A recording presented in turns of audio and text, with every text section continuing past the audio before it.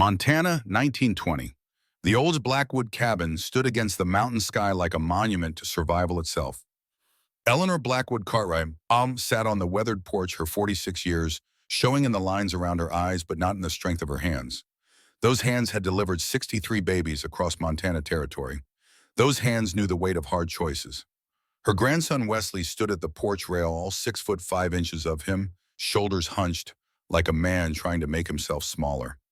16 years old and already carrying the burden every Blackwood knew, the burden of being different. "You want to quit school?" Eleanor's voice carried the mountain in it, steady, immovable. Wesley wouldn't meet her eyes. "The other boys, they call me Beanpole, String Bean, say I'm built wrong." Eleanor reached into her apron pocket and withdrew a photograph, edges worn from handling. The image showed a woman standing before this very cabin, tall and broad-shouldered, surrounded by children of all sizes. The woman's face held something beyond contentment. It held victory. "That's your grandmother Judith," Eleanor said, "the woman they called broken, the woman who saved this entire family." She tapped the photograph. "Sit down, Wesley.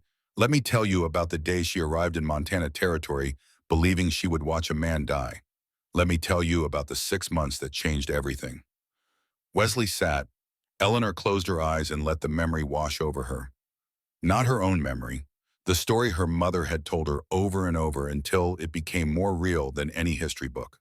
The story of how a woman rejected by the world found the one place where being too much was exactly enough. "It began," Eleanor said, "in Philadelphia, in a convent where your grandmother didn't belong. And it ended here with blood and birth and a legacy that carries your name." Philadelphia, Pennsylvania, September 1873. Sister Judith Whitmore knelt in the convent chapel, but the prayers wouldn't come. 3 years she'd worn the habit. 3 years of trying to shrink herself into a space meant for smaller souls. The other nuns moved around her like water around a stone, always careful, always uncomfortable. At 6 feet and 2 inches tall, with shoulders broader than most men, and hands that could crack walnuts, Judith had learned early that the world had no place for women like her. The chapel door opened. Mother Superior's footsteps echoed against stone, each click of her heels a judgment. "Sister Judith, my office, now." The office smelled of ink and disappointment. Mother Superior sat behind her desk like a magistrate preparing to deliver sentence, her small, delicate hands folded on the polished wood. Everything about her spoke of what women should be: contained, manageable, right. "Father Donnelly in Montana territory has sent an urgent request." Mother Superior's voice carried that particular tone reserved for difficult conversations. "A mountain man requires spiritual care in his final days. Someone capable of handling the rigors of frontier travel. Someone with the physical stamina for such harsh conditions." Judith heard the words beneath the words. "Someone we need to send away. You are uniquely suited for this assignment, Sister Judith. Your particular attributes, which have proven challenging in our communal life here, would serve such a mission well." 3 years and they still couldn't say it plainly. "You're too big. You make the others uncomfortable. You don't fit." "When do I leave, Reverend Mother?" "Tomorrow. The train departs at dawn." Mother Superior slid an envelope across the desk. "Your traveling papers. Father Donnelly will meet you in Helena." A pause. "This is a blessing, Sister Judith. A chance to serve where you can truly make a difference." A blessing. The word tasted like ashes. That evening, Judith packed her meager belongings in the small cell that had been her home. A Bible worn soft from reading, a rosary with beads smoothed by anxious fingers, one photograph of her family taken before everything fell apart, before Robert Ashford. The memory came unbidden, sharp as broken glass. Her wedding day 5 years ago now. The church in Philadelphia filled with society's finest, Judith in her white gown, custom-made because no standard size would fit her frame. Robert standing at the altar, handsome and tall and confident, right up until the moment he looked at her walking down the aisle. She'd seen it in his eyes, the recoil, the horror. He'd waited until she reached him, until her father released her hand, until the witnesses could hear. Then Robert Ashford had leaned close, his whisper carrying to the first 3 pews. "I cannot marry a woman who makes me feel like less of a man. Look at you. You're unnatural." The congregation had gasped. Her mother had wept. Judith had stood frozen in her wedding gown, while Robert walked out of the church, out of her life, leaving behind only the echo of that word. Unnatural. The medical examination had come 2 weeks later. Her mother, desperate to understand, had insisted. 3 doctors had examined Judith like she was a specimen, prodding and measuring and conferring in low voices. Miss Whitmore, your pelvis is malformed. Your womb is tilted at an abnormal angle. Even if you were to conceive, which is highly unlikely given your unusual physiology, carrying a child to term would endanger both your life and the infant's. The head physician had removed his spectacles, his face showing practiced sympathy. I'm afraid your daughter's unusual case comes with corresponding internal defects. Marriage and motherhood are simply not in her future. She should prepare herself for a different kind of life. A different kind of life. The convent had seemed like the only option. If she couldn't be a wife or mother, at least she could serve God. At least she could have purpose beyond being the woman too wrong for the world to accommodate. But even here in this place meant for outcasts and seekers, she remained too much. Too tall, too strong, too physical for the quiet contemplative life. The other nuns stepped carefully around her as if size might be contagious, as if difference were a disease. Sister Agnes found her just before dawn. The old nun's face creased with genuine affection, rare in this place. You're leaving then? Montana territory. A mountain man needs spiritual care. Agnes touched Judith's arm. Her hand looked impossibly small against Judith's solid forearm. Child, listen to me carefully. You are not being sent away because you're inadequate. Then why? Because Philadelphia is too small for a woman like you. Agnes pressed a leather-bound journal into Judith's hands. Write your truth in this. Not what others have told you to believe. Your own truth. Promise me. Judith promised, though she couldn't imagine what truth she might have worth recording. The train journey west took 5 days. Philadelphia to Chicago, Chicago to Omaha, Omaha to Helena, Montana territory. With each mile, civilization fell away like scales from a snake. The neat, ordered farms of Pennsylvania gave way to endless prairie. The prairie surrendered to mountains that touched the sky. Judith watched families through the train windows. Mothers with babies, fathers teaching sons, young couples with their whole lives ahead of them, innocent in their certainty that the world would accommodate their love. Every scene reminded her of what she would never have, what her body, her wrongness made impossible. At night, unable to sleep in the cramped berth, she opened Agnes's journal. The first page stared back blank and expectant. She thought about writing, I am traveling toward death, his death, the mountain man's. Perhaps in witnessing his end, I will find meaning for my own broken beginning. But the words seemed too dramatic, too self-pitying. Instead, she wrote only September 1873, bound for Montana. Sister Judith Whitmore, age 28. She did not write what she was thinking. That 28 years of being wrong had taught her to expect nothing. That hope was a luxury for women built the right way. Helena, Montana territory greeted her with mud streets and rough wooden buildings. The frontier town sprawled against the mountains like it couldn't decide if it wanted to be civilization or wilderness. Men outnumbered women 10 to 1. Everyone moved with purpose, with the kind of determination that came from carving life from unforgiving land. Father Declan Donnelly waited at the train platform, an Irish priest weathered by sun and wind with kind eyes that had seen too much suffering. He wore his collar, but his clothes were frontier practical, not Philadelphia formal. Sister Judith, his accent carried the old country softened by years in America. Welcome to Montana. Your journey was, well, long, Father. Aye, it's a far piece from civilization. He took her single bag, a gesture of courtesy that seemed automatic despite her size. We've a 2-day ride ahead of us. Best we get provisions and start while the weather holds. They walked through Helena's rough streets. Judith drew stares. She always drew stares. But here the looks held curiosity rather than judgment. Here size might be asset rather than defect. At the mercantile, Father Donnelly purchased supplies. Jerky, hardtack, coffee, dried beans. Practical food for hard travel. The shopkeeper, a thick-armed man with a scar bisecting his eyebrow, barely glanced at Judith. You'll need warmer clothes, sister, Donnelly said quietly. The mountains are cold even in September. And the habit, respectfully, it's not suited for horseback riding in rough country. The shopkeeper produced wool trousers, a heavy shirt, a leather coat. Men's clothing, all of it, but the sizes would fit Judith's frame. She felt heat rise in her cheeks. I couldn't possibly wear men's garments, Father. You can and you will if you want to survive the journey. Donnelly's voice held gentle firmness. This isn't Philadelphia, sister. Out here, pride gets you killed. Practicality keeps you breathing. They rode out at first light. Father Donnelly led the way on a sturdy bay gelding. Judith followed on a massive roan mare, the only horse in the livery strong enough to carry her without strain. The trail climbed steadily into the Rocky Mountains, leaving Helena behind like a half-remembered dream. For hours they rode in silence. The only sounds were hoofbeats creaking leather and wind through pine trees. The mountains rose around them, stone giants that made Philadelphia's buildings look like children's toys. The air tasted different here. Sharp, clean, empty of the coal smoke and human press of the city. By noon of the first day, Judith's legs ached from the unfamiliar exercise. Her hands, unused to holding reins for hours, had begun to blister. But she said nothing, complained about nothing. She'd learned early that admitting weakness only confirmed what everyone already believed, that she was wrong, inadequate, broken in ways that mattered. They made camp beside a creek as the sun touched the western peaks. Father Donnelly built a fire with practiced efficiency. He set coffee to boil and fried salt pork in a blackened pan. The domestic competence of it surprised Judith. Priests in Philadelphia barely knew how to light their own lamps.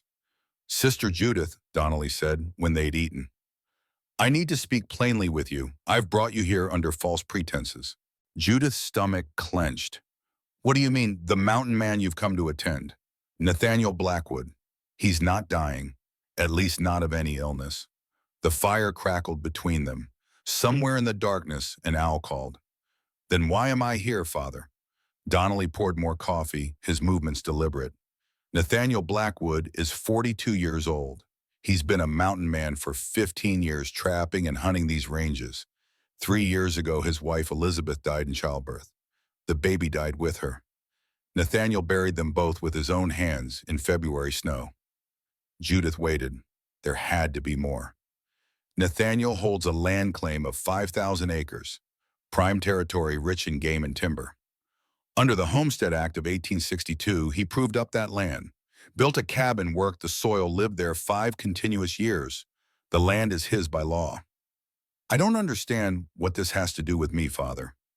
Montana Territory has an additional requirement for land claims. Family establishment. It's meant to prevent speculation to ensure the land is truly being settled, not just held. Donnelly met her eyes across the fire. If a homesteader loses his spouse, he has 3 years to establish a new family. Remarry, produce an heir, otherwise the claim can be challenged. Understanding began to dawn cold and unwelcome. Elizabeth died 3 years ago.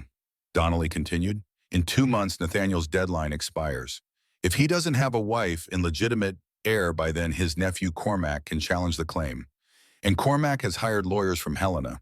Good lawyers. They're preparing to file the moment the deadline passes. You brought me here to marry him. Judith's voice came out flat, empty. I brought you here to offer you a choice. Donnelly leaned forward. Sister Judith, Mother Superior, told me about your history, about Robert Ashford, about the medical diagnosis, about 3 years in a convent where you never quite fit. My shame burned through her. Everyone knew. Everyone always knew.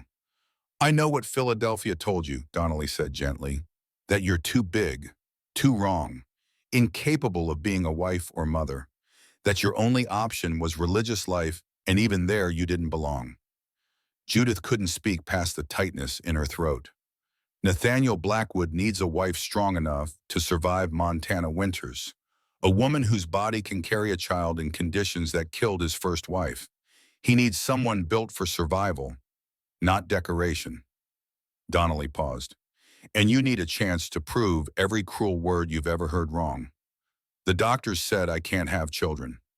The doctors said a lot of things, but Sister Judith, I've spent 20 years on this frontier.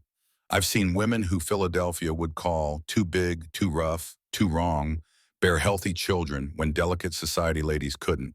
I've seen strength triumph where gentility failed. He poured the dregs of his coffee into the fire. You can go back to Philadelphia tomorrow. I'll escort you myself, no questions asked. Or you can ride with me to Nathaniel's wab and meet him, hear his proposal, and decide for yourself whether the doctors knew everything or whether they just knew their own narrow world. That night, lying in her bedroll under stars that seemed close enough to touch, Judith stared at the vast Montana sky. A different kind of life, the Philadelphia doctor had said. This was certainly different, different enough to be terrifying. But hadn't she been terrified every day in the convent? Hadn't Philadelphia been its own kind of prison walls built from whispers and pitying glances? She pulled Agnes's journal from her pack and wrote by moonlight, "Father Donnelly says I have a choice. Marry a stranger who needs an heir, or return to a city that has no place for me. Is this freedom, or just a different cage?" But even as she wrote the words, something stirred in her chest. Not quite hope, not yet, more like curiosity.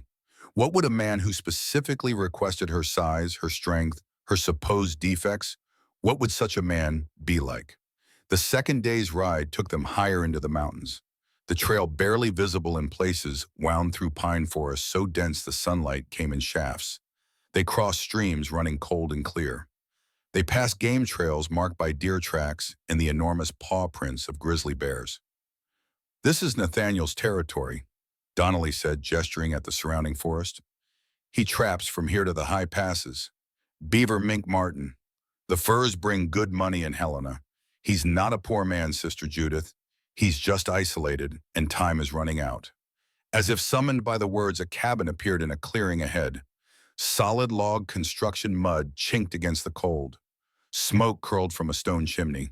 A small barn stood nearby, and animal pelts hung drying on wooden racks.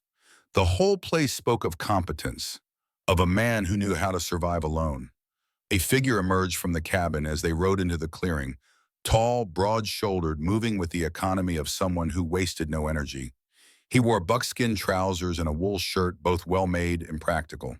His face was weathered by sun and wind beer, full but trimmed. His eyes, the color of mountain lakes, assessed Judith with the same cool evaluation she'd seen in buyers examining livestock. "Father Donnelly." His voice was deep, rough from disuse. Mountain men didn't talk much when they lived alone. "Nathaniel." Donnelly dismounted. "This is Sister Judith Whitmore, from Philadelphia." "Sister." Nathaniel Blackwood inclined his head. Then with brutal directness, "You'll do." Judith felt heat flood her face. "Excuse me?" "You're taller than I expected, broader through the shoulders." "Good." Elizabeth was tiny, delicate. This land ate her alive. He walked a slow circle around Judith's horse, examining her like a man considering a purchase.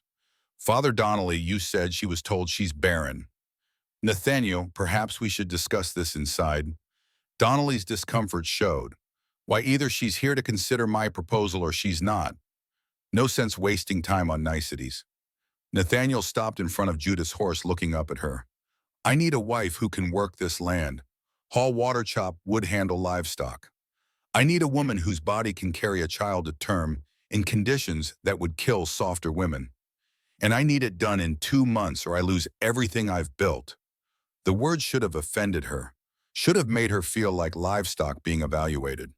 But his eyes held no cruelty, only the desperate pragmatism of a man running out of options.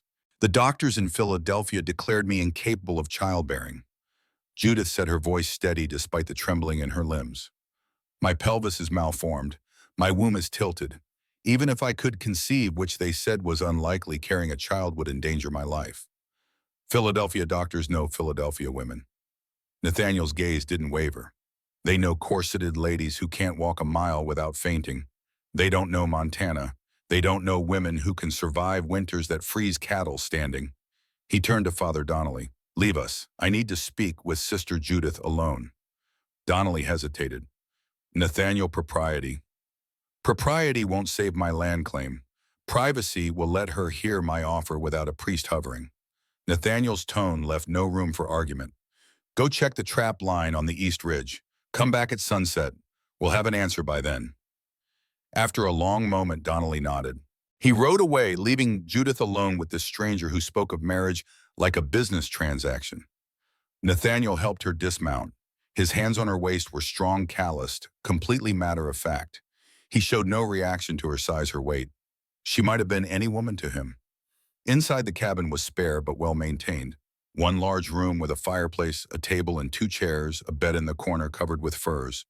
Shelves held supplies and equipment. Everything spoke of someone who lived deliberately wasting nothing. Coffee. Nathaniel moved to the fire adding wood without waiting for her answer. Judith remained standing near the door, acutely aware she was alone with a man in his cabin. A breach of every rule she'd lived by for 3 years. "I'm not here to attack you," Nathaniel said, reading her tension. "I'm here to make you an offer. Sit down. Let me speak plainly, and then you can decide." She sat. The chair creaked under her weight, and old shame prickled through her. But Nathaniel showed no reaction. He poured coffee into 2 tin cups and set one before her. Then he sat across the table, his eyes never leaving her face. "My first wife, Elizabeth, was 5 feet tall, pretty as a spring flower, sweet and gentle. She loved me enough to follow me into these mountains even though she wasn't built for this life." His voice roughened. "She got pregnant 3 times. Lost the first 2 before they quickened. The third made it to term, but the baby was breech. Too big for her narrow hips. She labored for 20 hours. Judith's throat tightened. The midwife, Mrs. Carson, tried everything, couldn't turn the baby. Had to choose between cutting Elizabeth open or letting them both die. I chose to save Elizabeth." He stared into his coffee.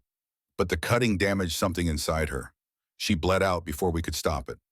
The baby was already dead. Had been for hours," Mrs. Carson said. "I'm sorry. I buried them together. Couldn't stand to separate them. That was 3 years ago." Nathaniel looked up, and the pain in his eyes was raw. "I brought Elizabeth out here because I wanted to build something permanent, a legacy. She came because she loved me, and my dream of land and legacy killed her. That's not your fault, isn't it?" His laugh held no humor. "I knew she wasn't strong enough. I knew these mountains would be hard on her. But I wanted what I wanted. Love doesn't keep you alive in Montana, Sister Judith. Strength does. Capability does. Stubbornness does." He stood and walked to the shelves, pulling down a leather document case. From it, he withdrew papers, spreading them on the table. "This is my land claim, 5,000 acres of prime Montana territory. I've built this cabin of barn corrals. I've established trap lines that produce $3,000 worth of furs annually. This land could support a family of 10, could become a real ranch with cattle and horses and crops. But your nephew wants to take it. Cormac, my sister Rebecca's son." Nathaniel's jaw tightened. Rebecca married poorly. Her husband was a drunk who beat her. She wrote to me twice asking for help. I sent money both times. "But you didn't go to her." "I was 27 building this claim from nothing, barely surviving winters myself. I thought money would be enough. I thought she'd leave on her own if she had resources." His hands curled into fists. "She didn't leave. 3 years after her second letter, her husband beat her to death. Cormac was 13, found his mother's body." Judith's chest ached. "I offered to take Cormac in. He refused. Went to his father's brother, instead another drunk bastard. Spent the next 22 years blaming me for not saving his mother." Nathaniel looked at Judith. "He's not wrong. I failed Rebecca. I chose this land over family. Now Cormac wants to make sure my choice costs me everything. And if you produce an heir, he loses his claim." "Exactly. The land stays with me and passes to my legitimate children." Nathaniel gathered the papers, returned them to the case. "So here's my offer, Sister Judith. Marry me. Try to conceive. If you succeed in carrying a child to term, you inherit half this land regardless of what happens to me. Your child inherits the rest. If you can't conceive or if something goes wrong, I'll give you $2,000, enough to live independently for years. You'll never have to return to Philadelphia unless you choose to. And if I refuse, then Father Donnelly takes you back to Helena tomorrow. No hard feelings. You go back to your convent, I lose my land to Cormac, and we both continue as we were." He met her eyes. "But Sister Judith, I need you to understand something. I'm not asking you to be Elizabeth. I'm not looking for gentle or sweet or any of those things Philadelphia values. I'm looking for strong, for capable, for a woman built to survive what this land demands. You're looking for a broodmare. No, well," his voice sharpened. "I'm looking for a partner, for someone who can stand beside me when winter buries this cabin in snow, for someone whose strength matches mine instead of requiring my constant protection. Elizabeth needed me to take care of her every moment. It exhausted us both. I think you could take care of yourself. Maybe even take care of both of us when I need it. The words stirred something in Judith's chest. Uncomfortable, unfamiliar. When was the last time anyone had said they needed her strength rather than apologizing for it? The doctors said I'm malformed. And maybe they're right. Maybe you can't conceive. Maybe trying will be for nothing. Nathaniel leaned forward. But what if they're wrong? What if your body is exactly what it needs to be, and Philadelphia just didn't have a place for it? Don't you want to know? I've spent 3 years in a convent trying not to want things. And has it worked? Have you stopped wanting? When she didn't answer, he nodded. I thought not. So here's the choice plainly stated. Stay in Montana. Marry me. Try to conceive an heir. Prove Philadelphia wrong or prove them right, but at least you'll know. At least you'll have tried. He paused. Or go back east. Spend the rest of your life wondering if the doctors were right or if you just never got the chance to test their verdict. Judith stood walking to the cabin's small window. Outside, the mountains rose in every direction, stone giants capped with the snow even in September. The land was hard here, brutal, unforgiving, but it was also clean, honest. It didn't pretend to be something it wasn't. Unlike Philadelphia, which hid its cruelty behind politeness. Unlike the convent, which wrapped rejection in the language of God's will. How much time do I have to decide? Father Donnelly returns at sunset. If you agree, we marry immediately. He's brought the license and dispensation. You'd need to write to your mother superior requesting release from your vows. Donnelly says she'll grant it. Apparently, you never took final vows. I was still in discernment. Then discern this. What does God want from you to hide in a convent where you don't fit, or to build something here in a place so big it doesn't care about your size? Judith turned from the window. Nathaniel Blackwood stood in the center of his cabin waiting. He wasn't handsome like Robert Ashford had been. His face was too weathered, his hands too scarred. But his eyes held something Robert's never had. Respect. Not for what she could be if she changed, for what she already was. If I marry you, I need you to understand something. Judith's voice came out stronger than she expected. I've spent my whole life being told I'm wrong, too big, too strong, too inadequate for what women should be. I came here believing I was broken. If I stay, if I try this and I fail, it will destroy me. Do you understand that I do? And you're still asking. I am, because Sister Judith, I don't believe you'll fail. I believe every person who told you that was measuring you against the wrong standard.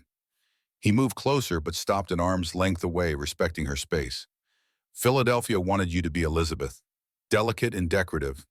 But this land needs what Philadelphia rejects. It needs women who can survive. And you're built to survive. The words cracked something open in Judith's chest, some wall she'd built over 5 years of rejection. For the first time since Robert Ashford walked out of their wedding, she felt something like possibility.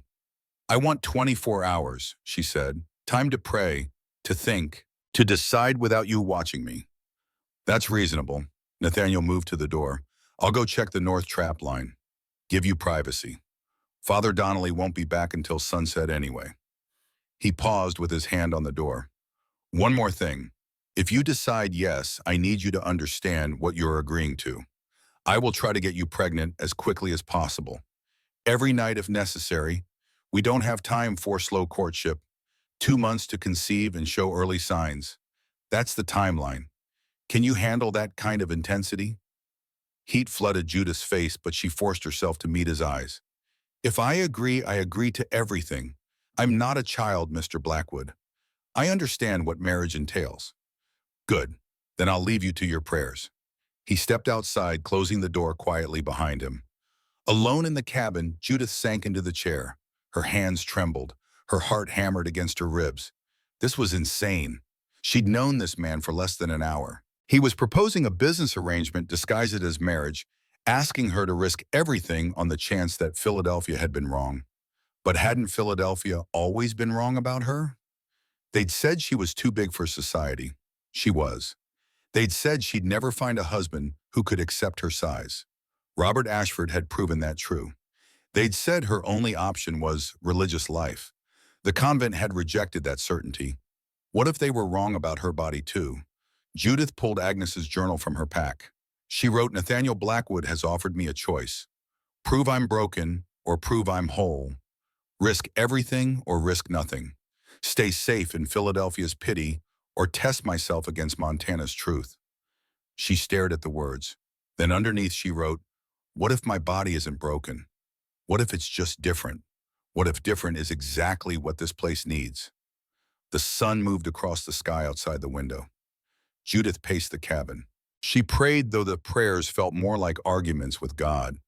She thought about Elizabeth buried in Montana soil, about Rebecca dead because her brother sent money instead of himself, about all the women whose lives had been shaped by men's choices. And she thought about having a choice herself. Real choice, not Philadelphia's version, where every option led to the same cage. When Father Donnelly returned at sunset, Judith met him outside. Nathaniel stood by the barn waiting. I've made my decision. Judith's voice carried across the clearing. Strong, certain, terrifying in its finality. Nathaniel walked toward her. His face revealed nothing. I'll marry you, Judith said, but I need you to understand something. I'm not doing this just for the land or the money or the chance to prove doctors wrong. She took a breath. I'm doing this because for the first time in my life, someone is asking for my strength instead of apologizing for it. Someone sees my size as asset rather than defect. And whether I can have children or not, I want to know what that feels like. To be wanted for who I am, not despite who I am. Nathaniel's expression shifted. Something like relief crossed his weathered features. Then we understand each other. Father Donnelly stepped forward. You're certain, Sister Judith, marriage is a sacrament. Even this marriage of necessity, it binds you before God. I'm certain, Father. More certain than I've been of anything since Robert Ashford walked away. Then I'll need you to write to Mother Superior tonight, requesting release from your vows, and you'll need to remove your habit. Donnelly's voice gentled. You can't marry as a nun, child. You need to step into this new life completely. That night, by lantern light, Judith wrote the letter. Reverend Mother, I write to request formal release from my preliminary vows. I am remaining in Montana territory to marry. This is not a rejection of God's call, but an answer to a different calling. One I didn't know existed until I arrived here. Thank you for sending me west. In doing so, you freed me to find where I truly belong. Respectfully, Judith Whitmore. When she finished, she looked at the habit hanging on a peg by the door. 3 years she'd worn it. 3 years of believing it was her only option. Tomorrow she would remove it forever. The wedding took place at sunset with the mountains burning gold and red around them. Father Donnelly performed the ceremony on the cabin's small porch.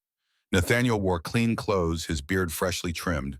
Judith wore the wool trousers and shirt from Helena, her hair uncovered for the first time in 3 years. The vows were simple, traditional, but when Nathaniel spoke his part, he added words that weren't in any ceremony Father Donnelly knew. I promise to treat you as partner, not property, to respect your strength, to never make you feel small for being large, to never ask you to be anything other than exactly what you are. Judith's throat tightened.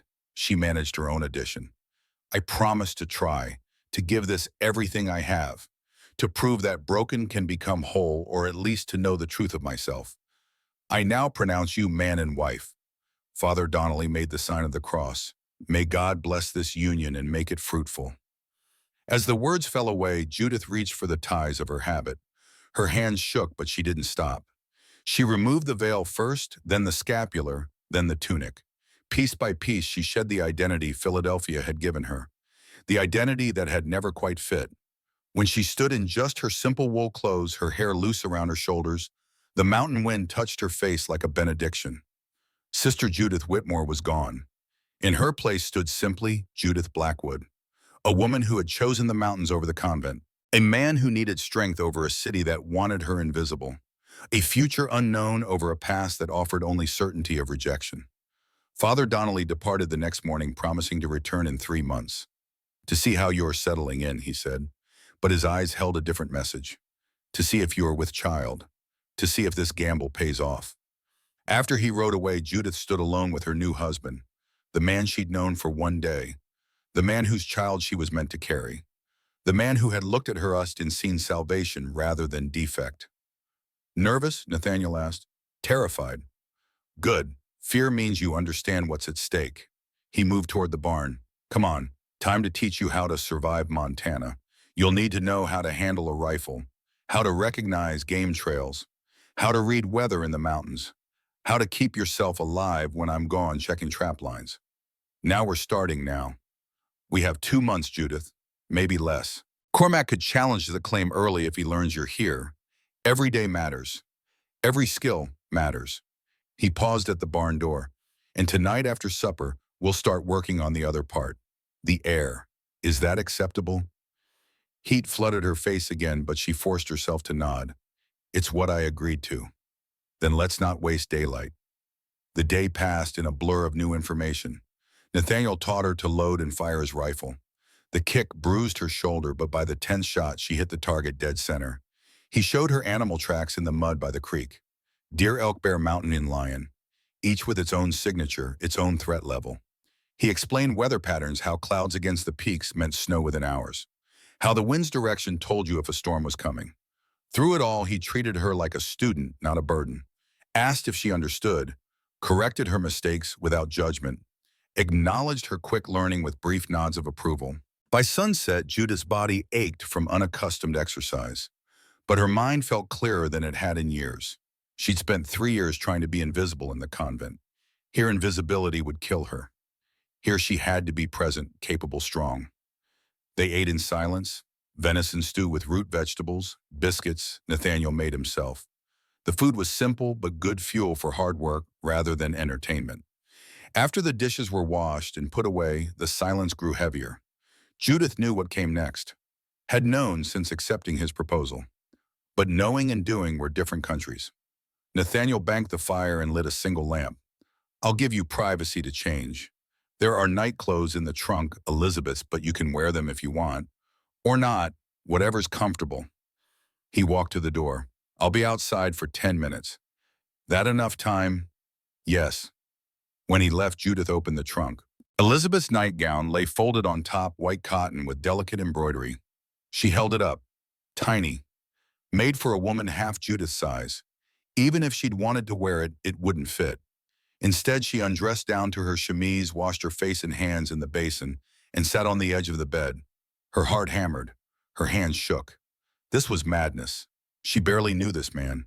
And yet in less than 10 minutes, she would give him access to her body. Would try to conceive a child Philadelphia said was impossible. The door opened. Nathaniel entered, closing it quietly behind him. He'd removed his shirt.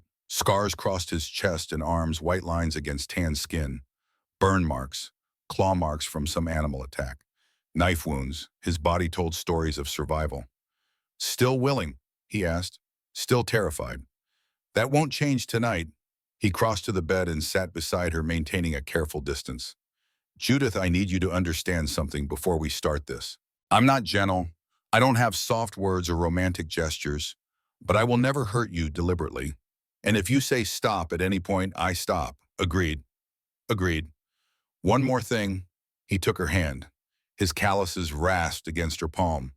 Elizabeth and I married for love. I cared for her deeply. What you and I have, it's different. But that doesn't make it less. Partnership matters as much as passion. Maybe more out here where survival depends on working together. The words should have stung, should have reminded her this was transaction, not love story. But instead, they steadied her.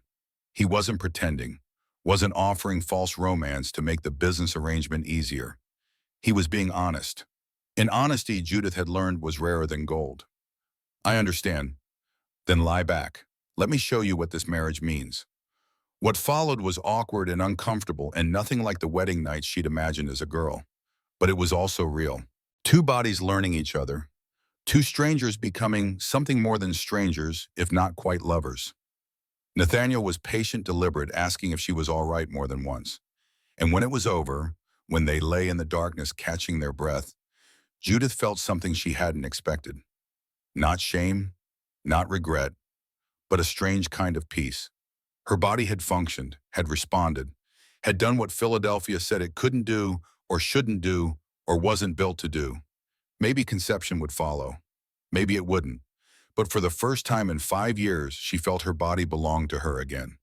Not to doctors or Robert Ashford or Mother Superior, just to her. Sleep, Nathaniel said quietly. Tomorrow we'll start building your strength, teaching you everything Elizabeth couldn't learn, making you into the kind of woman who survives Montana. Judith closed her eyes. And in the darkness of the cabin, listening to her husband's breathing and the wind in the pines outside, she wrote a silent prayer. Not to be perfect, not to prove anyone right or wrong, just to be strong enough for whatever came next. Because Montana, she was learning, didn't care about Philadelphia's standards. Montana cared only about one thing. Could you survive? And Judith Blackwood born, Whitmore formerly, Sister Judith had just bet everything that the answer was yes. The first month passed in a rhythm of work and learning.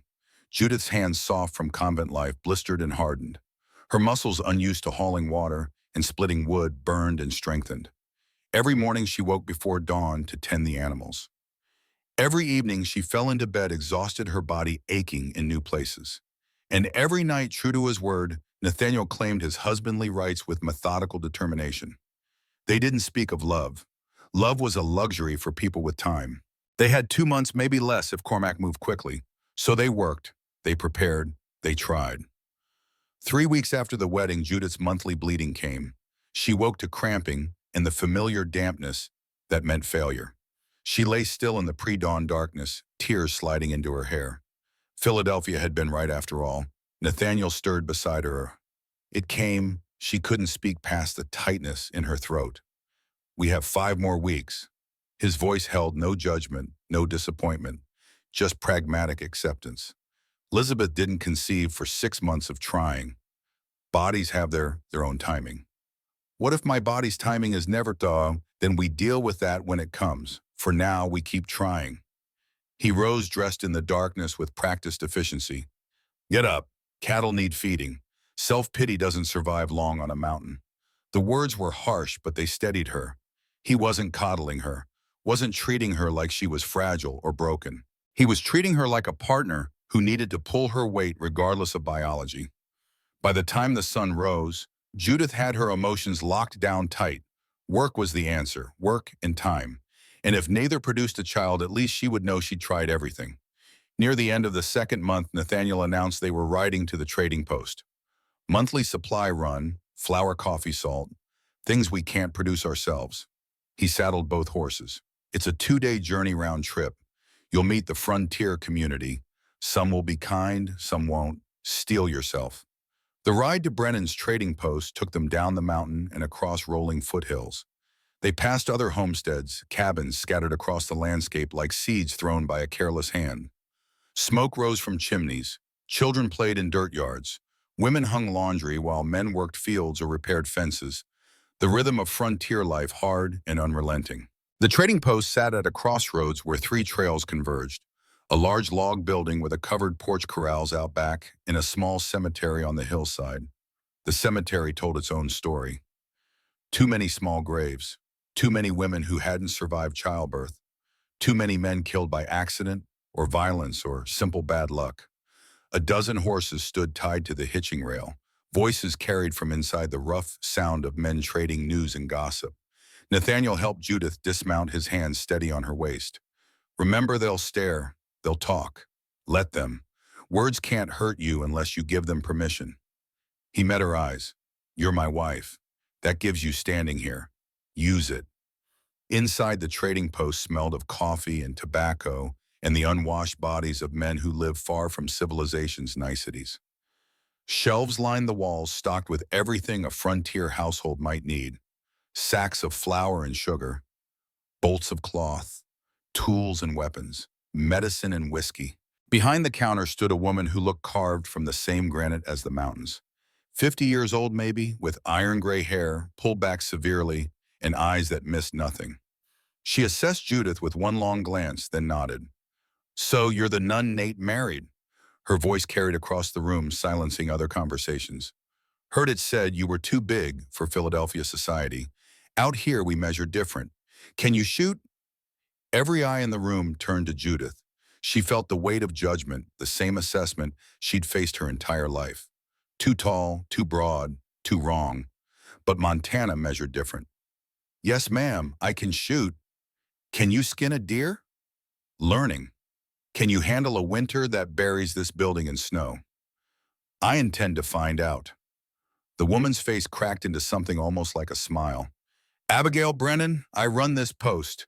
Been here 20 years, buried 2 husbands, raised 5 children. She extended a work-roughened hand across the counter. Anyone who can handle Nate Blackwood has my respect. That man's harder than winter. Judith shook her hand. The grip was firm, testing. Elizabeth was sweet, Abigail continued, her voice carrying to every corner of the room. Sweet as spring flowers. But flowers don't last in Montana. You got the look of a woman who bends instead of breaks. Good. We need more of that out here. The endorsement settled over Judith like a cloak. She saw it in the faces around her. The frontier wives nodding approval, the men reassessing their initial judgments. In Philadelphia, size had been her curse. Here it might be her salvation. While Nathaniel conducted business, Judith wandered the trading post. She examined bolts of cloth, sturdy calico and wool, rather than the silks of Philadelphia. She studied the medical supplies, recognizing herbs and tinctures from her convent training. She watched how people interacted, the rough courtesy of the frontier, where survival depended on neighbors helping neighbors.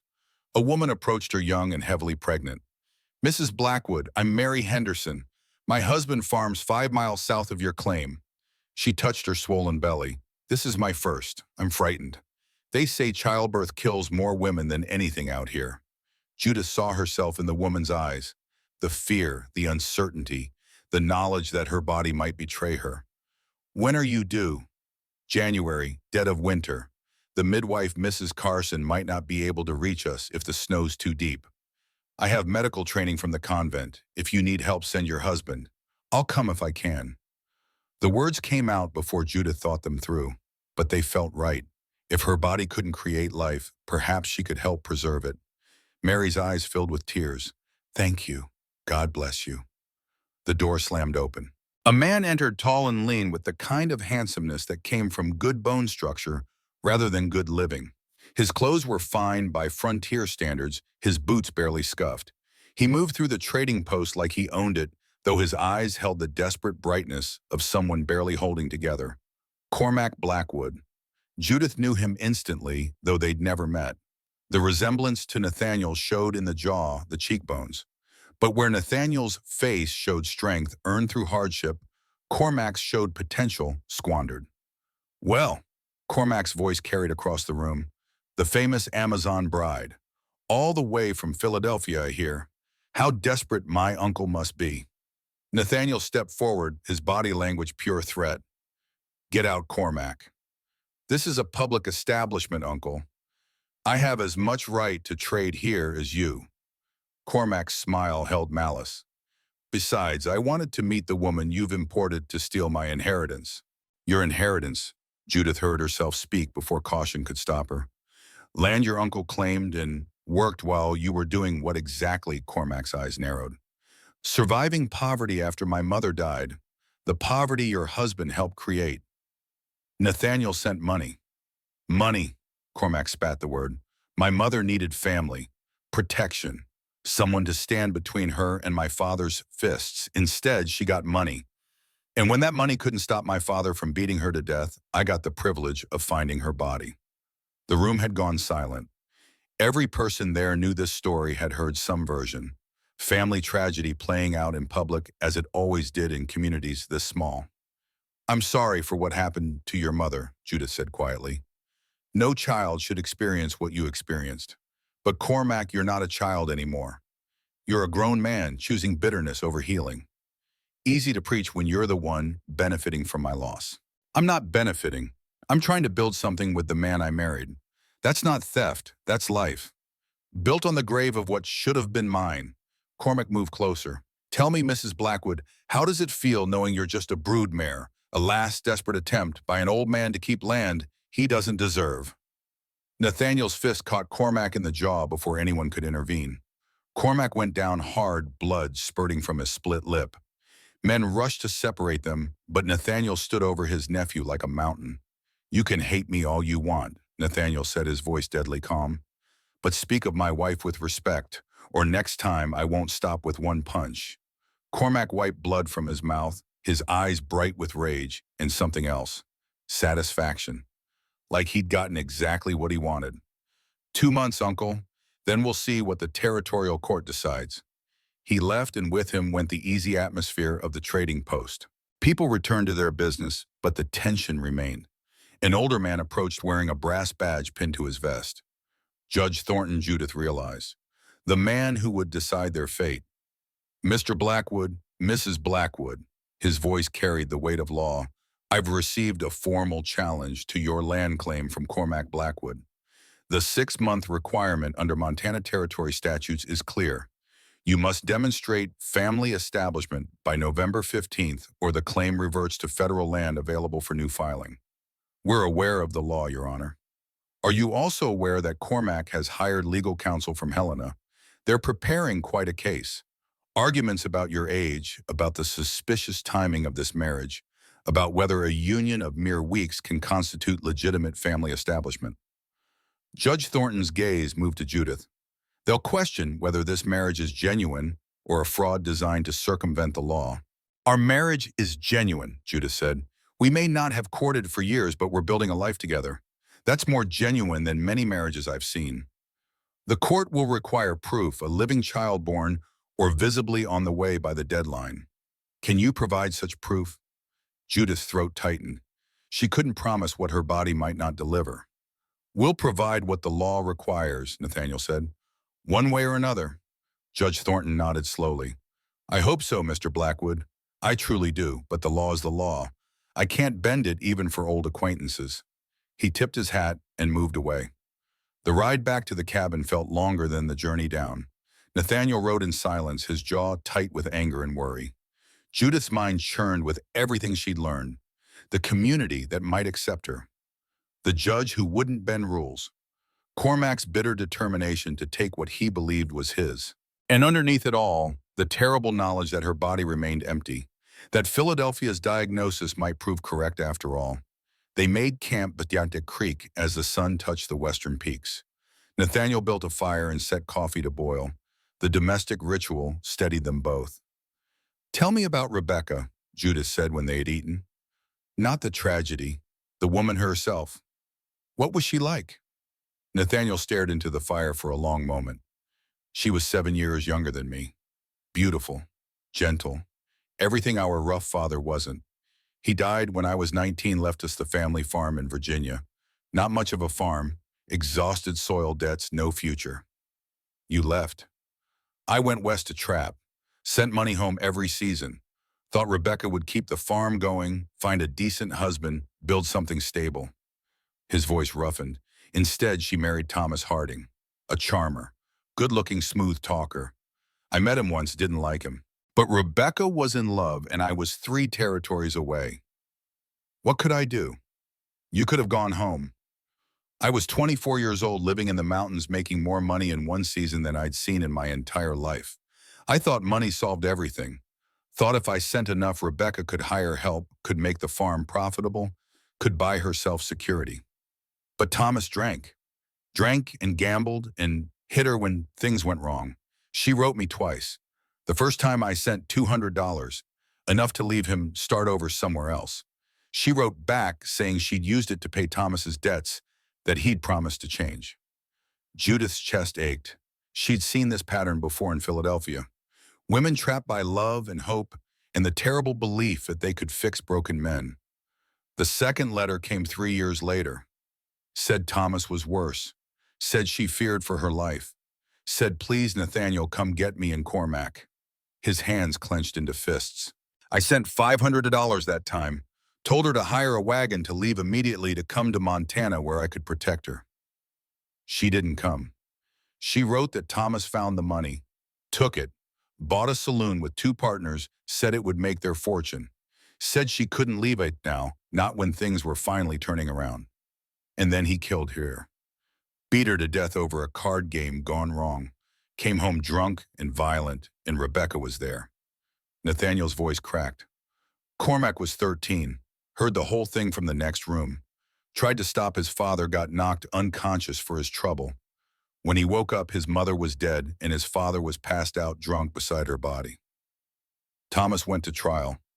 Hanged 3 months later. Public execution. Cormac watched. Nathaniel looked at Judith, his eyes haunted. I went back to Virginia for the trial. Offered to take Cormac in, give him a home, a future. He looked at me with such hate. Said if I'd come when his mother asked, she'd still be alive. Said money wasn't help, it was cowardice. Said he'd rather stay with his father's brother than accept charity from the man who let his mother die. He was a child in pain. He was right. I chose this land over family. I chose building something of my own over protecting someone who needed me. And it cost Rebecca her life. Nathaniel threw the dregs of his coffee into the fire. So when Cormac says I don't deserve this land, part of me agrees. I built it with money that should have saved his mother.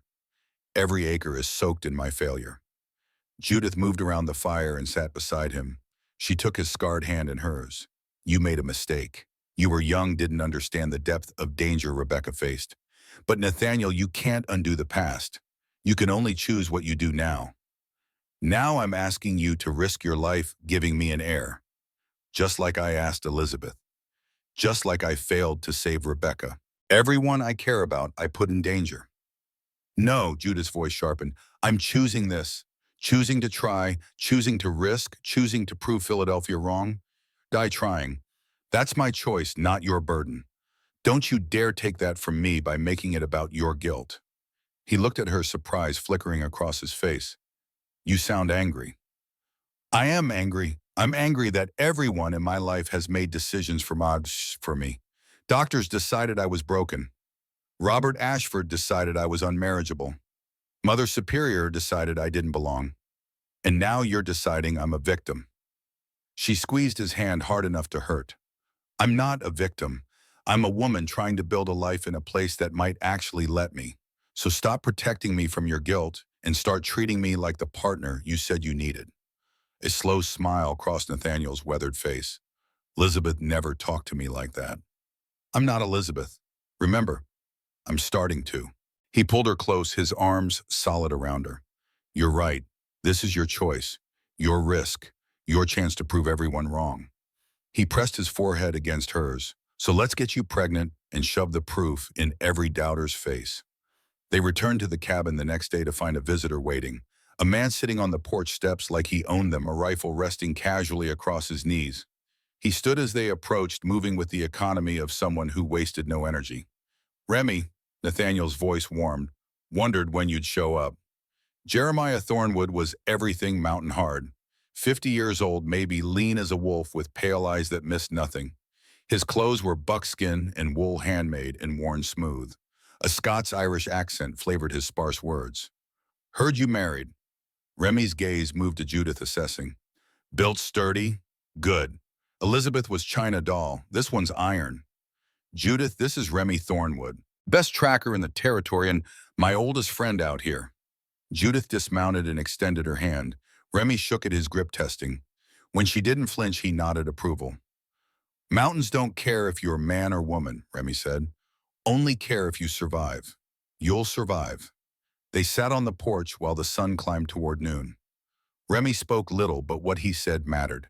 He'd spent 25 years in these mountains learning their rhythms and rules. He'd seen strong men die from stupid mistakes and fragile women survive through sheer stubbornness. Folks back in civilization got rules about what women should be. Remy set his pale eyes on Judith. Mountains got one rule. Be strong enough not to die. You're strong enough. The simple acceptance steadied something in Judith's chest. Another person seeing her strength as asset rather than defect. But Remy's news was less comforting. Saw your nephew in Helena. He's talking to rough men, hired guns. Whatever he's planning, it's coming soon. Watch your back. After Remy left, promising to return in a month, Nathaniel and Judith settled into the routine of work. But tension now underlay everything. Cormac wasn't content to wait for the court. He was planning something. 3 weeks later, Judith's monthly bleeding came again. The second month still barren. She cried silently in the darkness, her back to Nathaniel. But he heard anyway, felt the shaking of her shoulders. 4 months left. His voice was steady. Don't give up yet. But despair crept in like winter cold. What if Philadelphia had been right? What if trying was pointless? What if her body was as broken as everyone said? The morning after her bleeding stopped, Judith was working in the small garden when she heard the horses screaming. The sound cut through the mountain quiet like knives. She ran toward the barn, her heart hammering. Inside, chaos. 3 horses, thrashing in their stalls, foam at their mouths, eyes rolling white with pain and terror. Nathaniel was already there trying to calm them, trying to assess. Poison. His voice was flat, deadly. Water hemlock in the feed. They worked desperately to save the animals. Forced charcoal water down their throats to absorb the poison. Walked them to keep their systems moving. But the mare, the beautiful roan Judith had ridden from Helena, went down convulsing. Died with her head in Judith's lap, brown eyes going glassy with death. Nathaniel buried her behind the barn. His face was stone, but his hands shook with rage. Cormac! Judith said it as fact, not question. Footprints lead south, toward his camp. Nathaniel reached for his rifle. Judith grabbed his arm. No, that's what he wants. If you kill him, the land automatically passes to his estate. You become a murderer, he becomes a martyr, and I'm left with nothing. So we do nothing. We document everything. Keep evidence. Build a case for Judge Thornton. She forced herself to think strategically to push down grief and rage. Cormac wants you emotional, wants you to make a mistake. Don't give him the satisfaction. That night they set up watch rotations, took turns through the dark hours listening for sounds that didn't belong, protecting what they'd built against a threat that could come from any direction. 4 days later, Cormac arrived, bold as brass, riding up to the cabin in broad daylight. He carried a bundle wrapped in cloth, and his smile was poison. Uncle, Mrs. Blackwood. He dismounted with exaggerated courtesy. I heard about your mare. Tragic. These mountains are dangerous for those who don't know them well. Say what you came to say and leave. Nathaniel's hand rested on his rifle. I brought a gift for Mrs. Blackwood, an apology for my harsh words at the trading post. Cormac extended the bundle. Information I thought she should have. Research about her condition. Judith's stomach clenched, but she took the bundle. Inside was a medical journal from a Philadelphia hospital. Pages marked with slips of paper. Articles about women of unusual sin and reproductive difficulties. Her hands shook as she read the highlighted passages. Tilted wombs, malformed pelvises, high rates of maternal mortality in women over 6 feet tall, statistics showing that large women conceived at lower rates and died in childbirth at higher rates than their smaller counterparts. Everything Philadelphia had told her now backed by published research. I found this researching you, Cormac said, his voice falsely sympathetic. Thought you should know what you were up against. Those doctors? They weren't wrong. Women built like you, the reproductive system doesn't work right. Your baby, if you even conceive, will likely kill you in childbirth. Get out, Judith's voice came from somewhere deep and cold. Think about it, Mrs. Blackwood. Is proving doctors wrong worth dying for? Because that's what you're risking. Your life for my uncle's land claim. Out now. After he left, Judith read every marked article. Each one confirmed her worst fears. Each one said her body was wrong, inadequate, dangerous. By the time Nathaniel found her, she was sobbing, the journal clutched to her chest like evidence of her own defectiveness. What did he give you? She showed him.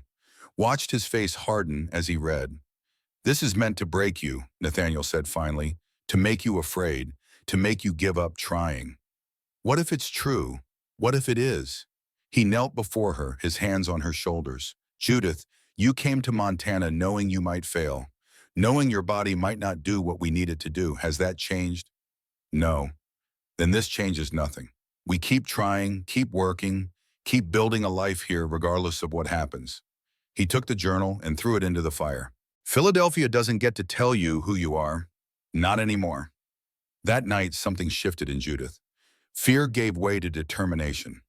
She'd spent her entire life believing what others said about her. Doctors Robert Ashford, Mother Superior, now Cormac, all of them telling her she was wrong, broken, inadequate.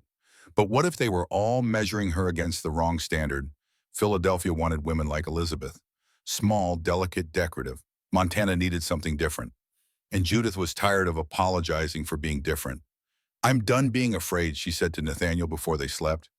Done letting other people's predictions shape my life. I have 4 months. I'm going to spend them living fully, working hard and trying to conceive. And if I fail, at least I'll know I didn't fail from lack of trying. I failed because my body wasn't built for it, and I'll accept that truth. But I won't accept defeat before the battle is even fought. Nathaniel pulled her close. That's my Montana woman talking. I'm not Montana yet, but I'm getting there. The third month brought autumn in earnest. Leaves turned gold and red in the valleys. Snow dusted the high peaks. Animals grew thick winter coats. The land prepared for the brutal season ahead. Nathaniel took Judith on her first big game hunt. They tracked a bull elk for 2 days, learning to read sign in the frost-covered earth. Nathaniel taught her patience, how to wait hours in absolute stillness for the perfect shot. Taught her to read wind and terrain and animal behavior. When the moment came, Judith's shot took the elk clean through the heart. It went down with minimal suffering. Nathaniel's approval showed in the brief nod he gave her. They spent hours field dressing the animal, packing meat for transport. Judith's strength proved invaluable. She could carry heavy quarters without complaint. Her steady hands helped with the delicate work of butchering. That night, camped under stars so bright they seemed close enough to touch. Nathaniel opened up in a way he hadn't before. Elizabeth couldn't watch blood, couldn't stomach the reality of where meat came from. He fed sticks to their small fire. She was good in so many ways, kind, gentle, devoted. But frontier life requires a different kind of strength, the willingness to do hard things, to kill when necessary, to butcher, to survive without flinching. You blame yourself for her death. I brought her out here knowing she wasn't suited for it. My dream of land and legacy killed her. She chose to come. She chose you. That's not your fault. She was in labor for 20 hours. His voice roughened with memory. Mrs. Carson tried everything. The baby was breeched too large for Elizabeth's hips. Had to choose between cutting her open to save the baby or letting them both die. I chose Elizabeth. Judith's throat tightened, but the cutting damaged something inside her. She bled out before we could stop it. Baby was already dead. Had been for hours, Mrs. Carson said. He stared into the fire. I buried them in the same grave. Couldn't stand to separate them. Mother and child together in Montana soil. I'm sorry. I tell you this because I need you to understand. If something goes wrong when you give birth, if there's a choice between you and the baby, I'm choosing you. Land claim be damned. I won't watch another woman die for my ambitions. That's not your choice to make. The hell it isn't. No. Judith moved around the fire, forcing him to look at her. If I'm lucky enough to conceive, if I'm lucky enough to carry a child to term, and if something goes wrong in delivery, you save the baby. You hear me? That baby is the whole point. Your legacy. The reason I'm here. You're here because I need a partner, not a brood mare. I'm both. And Nathaniel listened carefully. For the first time in my life, my body might do something that matters. Something important. If it costs me my life to bring that baby into the world, that's a trade I'm willing to make. I'm not willing. Then we disagree. She cupped his weathered face. But if it comes to that moment, if Mrs. Carson has to choose you, tell her to save the baby. Promise me. I can't. Promise me or I leave. I ride back to Helena tomorrow and you lose everything. They stared at each other across the firelight, two stubborn wills colliding. Finally, Nathaniel looked away. I promise to let Mrs. Carson make the decision a midwife should make. That's all I'll promise. It would have to be enough. They returned to the cabin to find winter's first serious snow falling. 3 inches overnight, more coming. The land transformed into white silence, beautiful and deadly. But something else had transformed too. Judith realized it the morning they returned. Nausea. Sudden, overwhelming nausea at the smell of the coffee Nathaniel was brewing. She ran outside and vomited in the snow. When she came back and saw it pale and shaking, Nathaniel was watching her with an expression she couldn't read. How late are you? 3 weeks, maybe 4. The nausea, is this the first time? No, it's been happening for days. I thought it was just eating too much game meat. Or elevation sickness. Judith, his voice was careful, controlled. You might be pregnant." The words hung between them like something fragile and precious. She was afraid to hope, afraid to believe. Philadelphia's diagnosis still echoed in her mind. Too broken, too wrong, incapable. We can't know for certain without a doctor. Mrs. Carson will know. She's delivered hundreds of babies. She'll be able to tell. Nathaniel moved toward the door. "I'm riding to get her. Don't do any heavy work while I'm gone. Rest. Eat. Take care of yourself. It's a 3-day journey round trip. And then you'll have 3 days to get used to the possibility that Philadelphia was wrong." He kissed her forehead, a gesture of unexpected tenderness. 3 days to imagine a future where you are not broken after all. He left in the snow, and Judith was alone with the possibility growing inside her. She placed a hand on her still flat belly and let herself for the first time hope. 3 days later, Nathaniel returned with Mrs. Abigail Carson. The midwife was everything mountain tough. 50 years old, weathered and strong, with hands that had caught more babies than Judith could count. She'd also buried 2 of her own children lost to illness and accident. Death and life walked hand in hand out here. "Let's have a look at you then." Mrs. Carson's examination was thorough and professional. She asked questions about Judith's cycle, her symptoms, her overall health. She pressed on Judith's belly, felt her breasts, looked at her tongue and eyes. Finally, she sat back. "You're pregnant. About 8 weeks along, I'd say." The world seemed to stop. Judith couldn't breathe, couldn't process. Pregnant. After being told it was impossible. After being called broken and malformed and inadequate.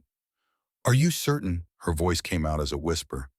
"As certain as I can be without waiting to see the baby born. Your womb is enlarged. Your breasts are tender and swollen. You're experiencing morning sickness, and you've missed 2 full cycles. Those are classic signs." Mrs. Carson's expression grew serious. "But Mrs. Blackwood, I need you to understand something. Being pregnant doesn't mean you'll carry to term.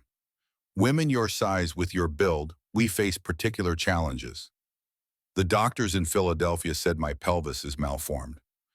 Philadelphia doctors see what they expect to see. I've delivered babies out here for 25 years, seen all kinds of bodies, all kinds of outcomes. Some big women have easy deliveries. Some struggle. Each body's different." She paused. "Your pelvis is narrow for your frame, that's true. And the baby will likely be large if it takes after your size. This won't be an easy birth, but I've seen harder. Will I survive? Can't predict that. I've seen strong women die from simple deliveries and fragile women survive complicated ones. Birth is always a gamble." Mrs. Carson's voice gentled. "But I'll be honest with you. You're at higher risk than smaller women. And if complications arise, decisions will need to be made. Fast decisions. Hard decisions."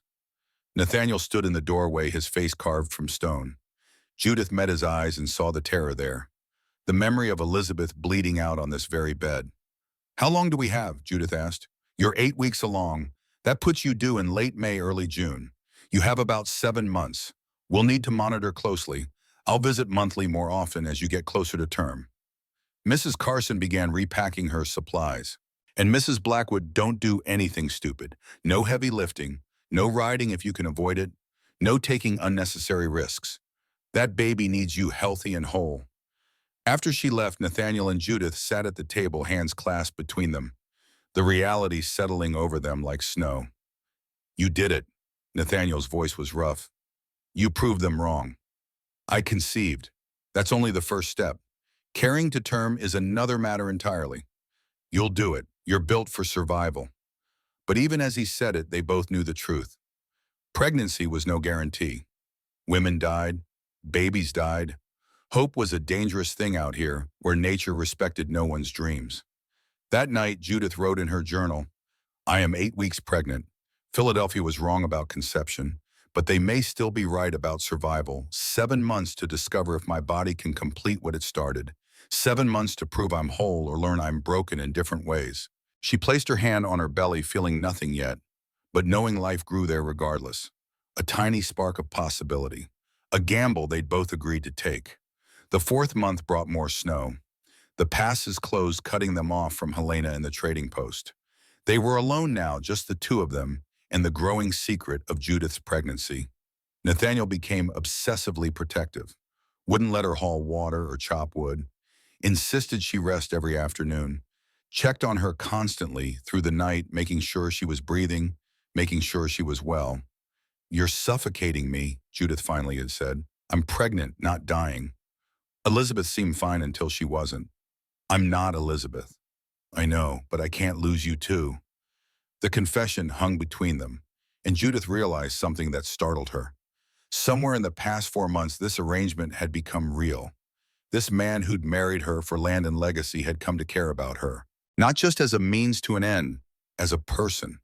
And she cared for him. His quiet strength, his brutal honesty, his willingness to see her as capable rather than damaged.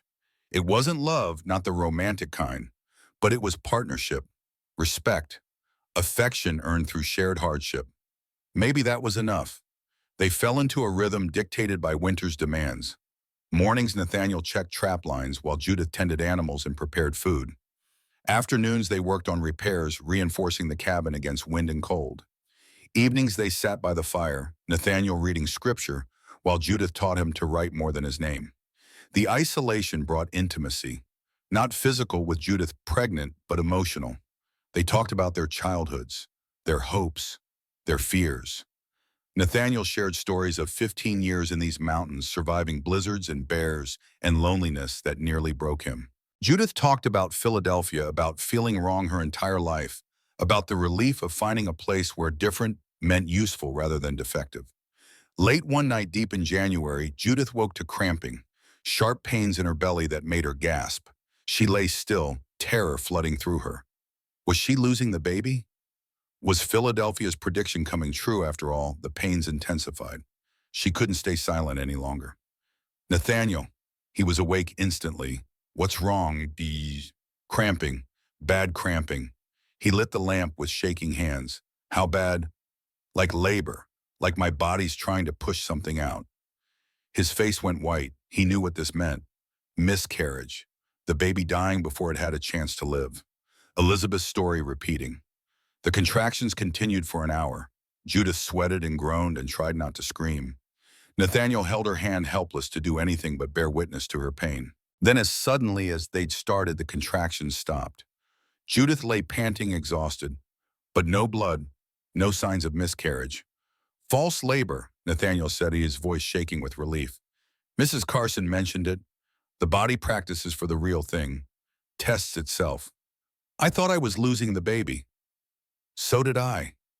They held each other in the darkness, both understanding how fragile their hope was, how easily everything could be lost. The baby remained for now, but every day was a gamble, every month a victory. Winter deepened.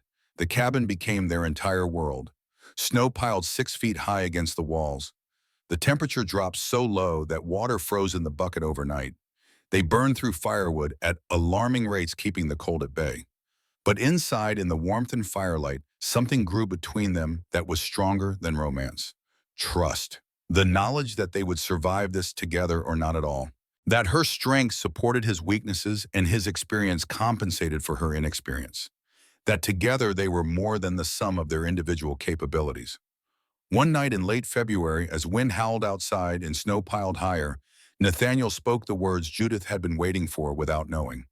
"I won't let you die like Elizabeth died." "You can't make that promise." "Oh, I can try. When a Mrs. Carson comes in the spring, I'm going to tell her, if it's you or the baby, save you. Land claim be damned. I need you more than I need an heir." Tears streaked down Judith's face.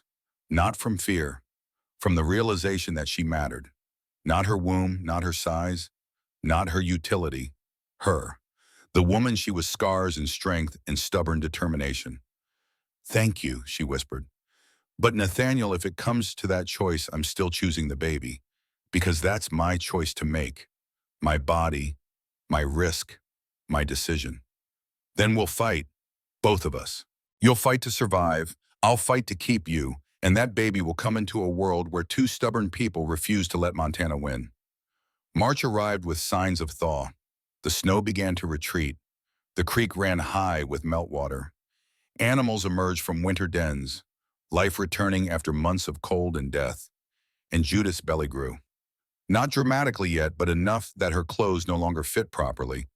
Enough that she could feel the baby move tiny flutters that promised presence, promised possibility. 5 months pregnant, halfway there. And for the first time since accepting Nathaniel's proposal, Judith allowed herself to believe. Not that everything would be fine. Montana didn't promise fine. But that she had a fighting chance. That her body might actually do what Philadelphia said it couldn't.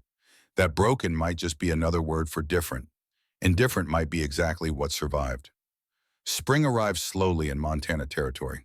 Snow retreated inch by stubborn inch, revealing earth that had been frozen for 6 months. Streams ran high and fast with meltwater. Animals emerged from winter dens, hungry and cautious. Life returning to land that had seemed dead. And inside the Blackwood cabin, another kind of life prepared its arrival. Judith stood at the window in early May, one hand pressed to her swollen belly. 9 months pregnant now. Enormous. The baby shifted constantly, kicks and rolls that sometimes took her breath. Mrs. Carson had visited twice in April, pronouncing mother and child both healthy, but warning that the birth would be difficult. That baby's big, the midwife had said bluntly, 10 pounds, maybe more. Your pelvis is narrow. It's going to be a hard fight, Mrs. Blackwood, for both of you. Now with her due date days away, Judith felt the weight of what was coming. Not just the physical ordeal of birth, though, that terrified her, but the stakes. Everything they'd fought for rested on this child being born alive and healthy before November 15th. They had 6 months of margin, but babies came when they decided to come. And Cormac was waiting. He'd been quiet through the winter. Too quiet. Remy had stopped by in March with troubling news. Cormac had spent the winter in Helena, drinking and gambling and talking to men with violent reputations. He was planning something. And with Judith's delivery imminent, that something would happen soon. Come away from the window. Nathaniel's voice held the same tight control it had carried for weeks. He was terrified. She saw it every time he looked at her, remembering Elizabeth's death, imagining history repeating. I'm fine, the baby's fine, stop hovering. I'll stop hovering when you're not 9 months pregnant in the middle of nowhere with the nearest doctor 3 days away. Mrs. Carson is staying in the barn loft. She's been here a week. The moment labor starts, she'll be ready. She was ready for Elizabeth, too. Didn't help. Judith turned from the window and crossed to him. Moving was difficult now, her body ungainly with the weight of pregnancy. But she made it to where he sat at the table, hands clenched around a coffee cup he hadn't drunk from. I'm not Elizabeth. How many times do I have to say it? Until I believe it. Until you're safely delivered and holding our child. Our child. The words still felt miraculous. After Philadelphia's diagnosis, after being told she was broken and barren, after 3 years believing motherhood was impossible, she was days away from proving them all wrong, or days away from dying in the attempt. She pushed that thought down. Dwelling on death wouldn't help anyone. A sharp pain seized her belly, not a kick. Different. Judith gasped and gripped the table edge. Nathaniel was on his feet instantly. Is it time? I don't know. Maybe. The pain is different than the false labor we had. Another contraction followed stronger. Judith's water broke, soaking through her dress and pooling on the floor. She stared at the wetness, understanding flooding through her. It's time. The baby's coming today. Nathaniel's face went white, but his hands were steady as he helped her to the bed. I'll get Mrs. Carson. The midwife appeared moments later, already dressed and alert despite the early hour. She'd been sleeping in her clothes, ready for exactly this moment. Let's see how far along you are. Her examination was quick and professional. You're starting to dilate. This is real labor. Could be hours, could be all day. First babies take their time. She looked at Nathaniel. You need to ride to the territorial court, notify Judge Thornton. We need official witness for the birth. Legal proof that the child was born before the deadline. I'm not leaving her.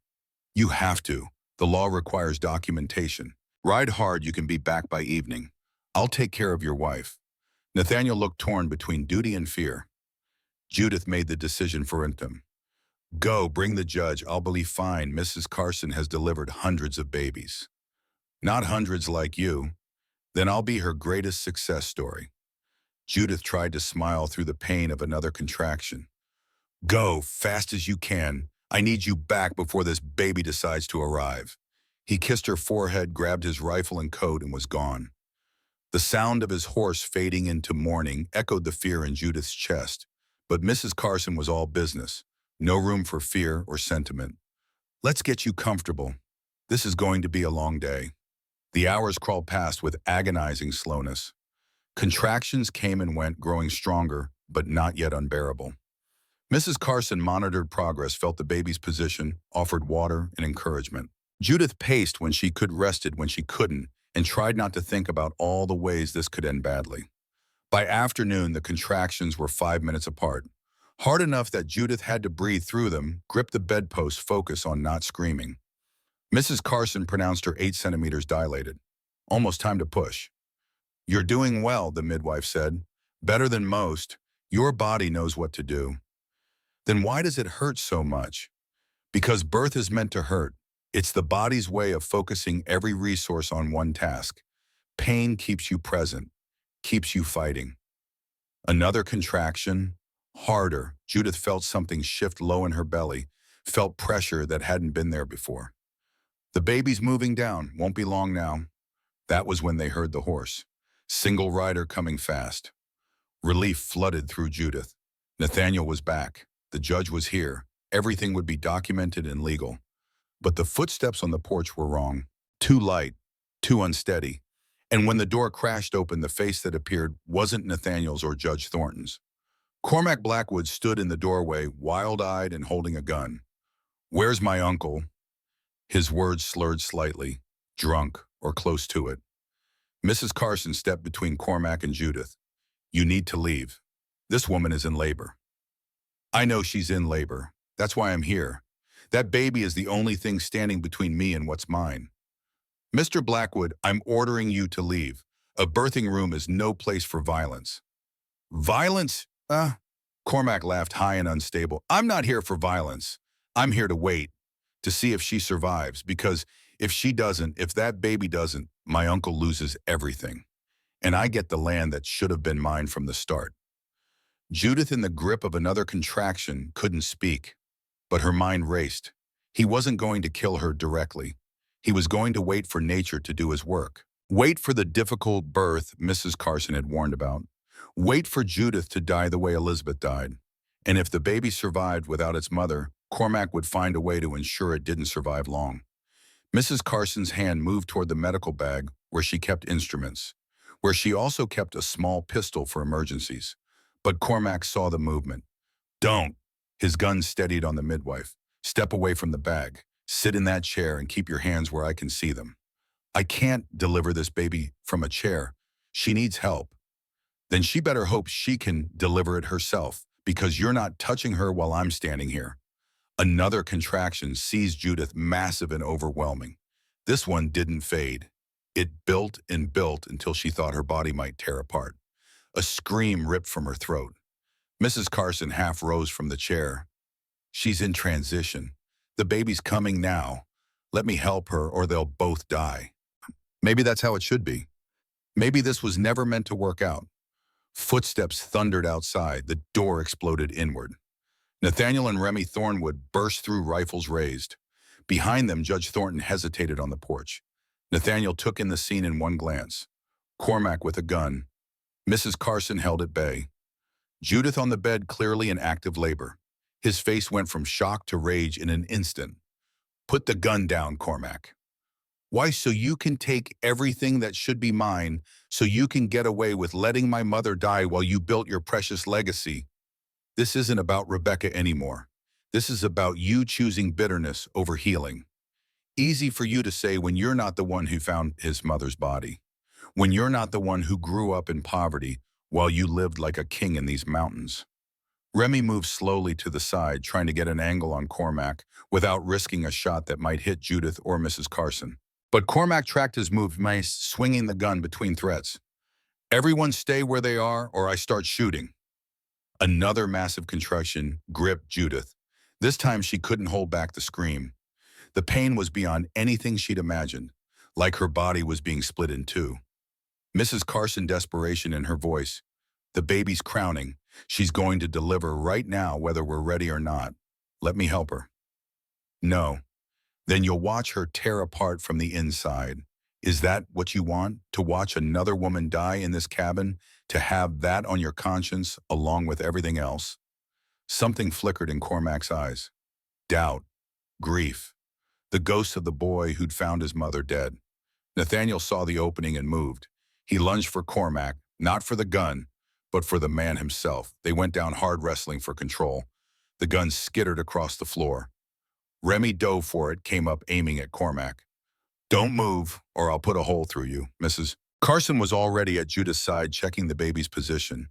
It's coming now. You need to push. I can't do this. You can and you will. This baby wants out. Your body knows what to do. Trust it. Judge Thornton finally entered the cabin, surveying the chaos with the weary resignation of a man who'd seen every kind of human foolishness. Someone want to explain what's happening here? But there was no time for explanations. Judith felt the pressure building to impossible levels, felt her body taking over, pushing whether she willed it or not.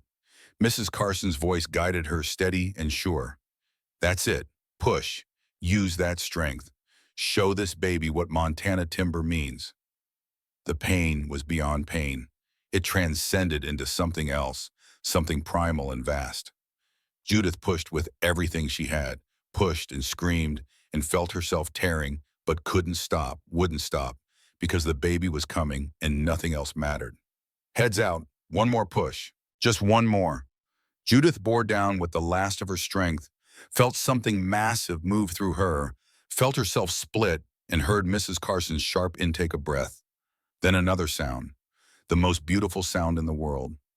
A baby's cry, loud and indignant and absolutely perfect. It's a girl. Mrs. Carson lifted the baby still attached by the cord covered in blood and vernix and screaming her fury at being born. 10 pounds if she's an ounce, healthy lungs, strong, your daughter to Mrs. Blackwood. The room seemed to freeze.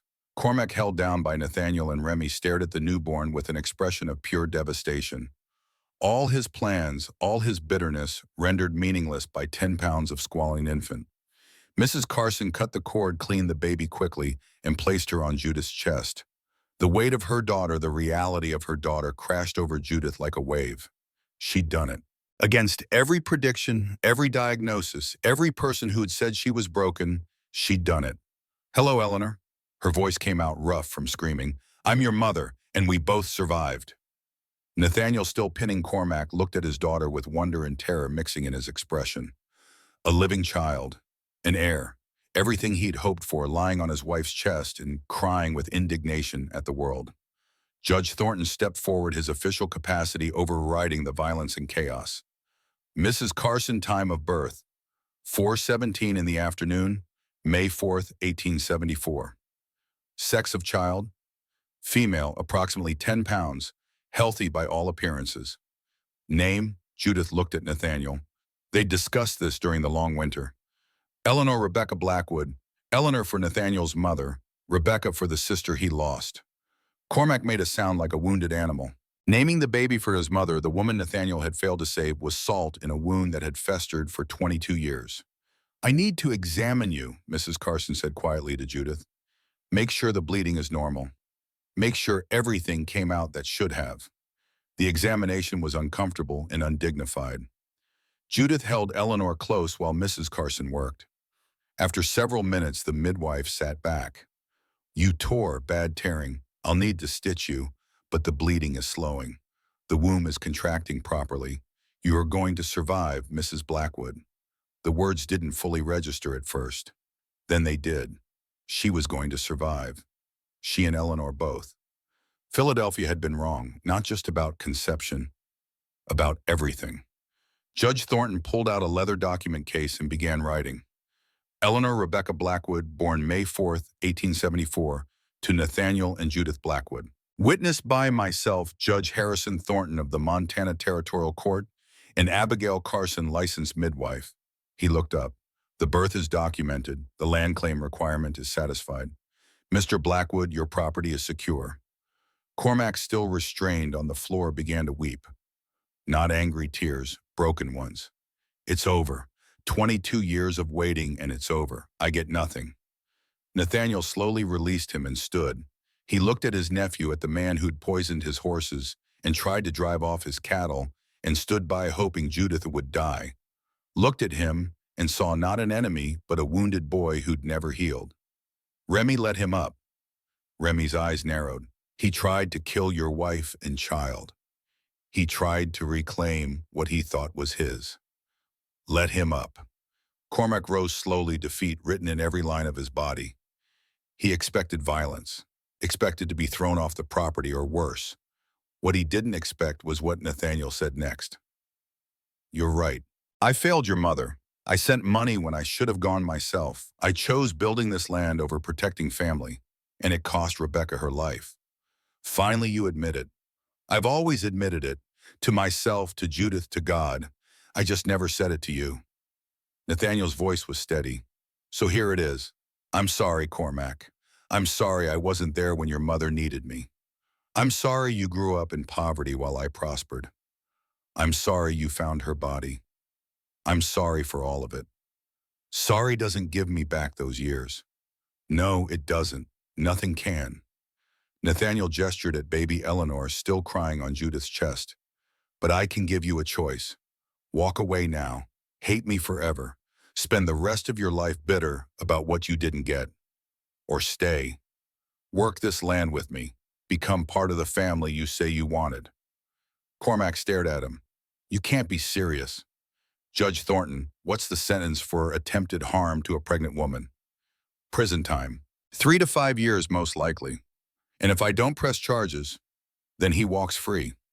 The judge's tone made clear what he thought of that option. Nathaniel looked at Cormac. Here's my offer. You poisoned my horses. You tried to cause a stampede. You just broke into my home with a gun while my wife was giving birth. By all rights, you should hang. So hang me. No, you're going to prison for 3 years. Not because I'm pressing charges, but because you need time to decide what kind of man you want to be. Bitter like your father or better like your mother. And when you get out, if you choose to come back here, you can work this land alongside me. Not as my heir, as my partner. Earn your place instead of demanding it. Why would you offer that? Because you're Rebecca's son. Because family matters even when it's broken. Because everyone deserves a chance to choose healing over bitterness. Nathaniel's voice roughened. And because I loved your mother, I failed her. But I won't fail you the same way. Not if you'll let me try. Cormac's face worked through a dozen emotions. Rage, grief, disbelief, something that might have been hope. Finally, he looked at Eleanor, at the baby named for his dead mother, and the fight went out of him. I poisoned the horses, started the stampede, planned to hurt the baby if it survived birth. The confession poured out. I've been planning it for years, waiting for you to marry, to try for an heir so I could destroy it and watch you lose everything. I know. I wanted you to hurt like I hurt. I know that too. And you're still offering me a way back. Not a way back, a way forward. The past is done, Cormac.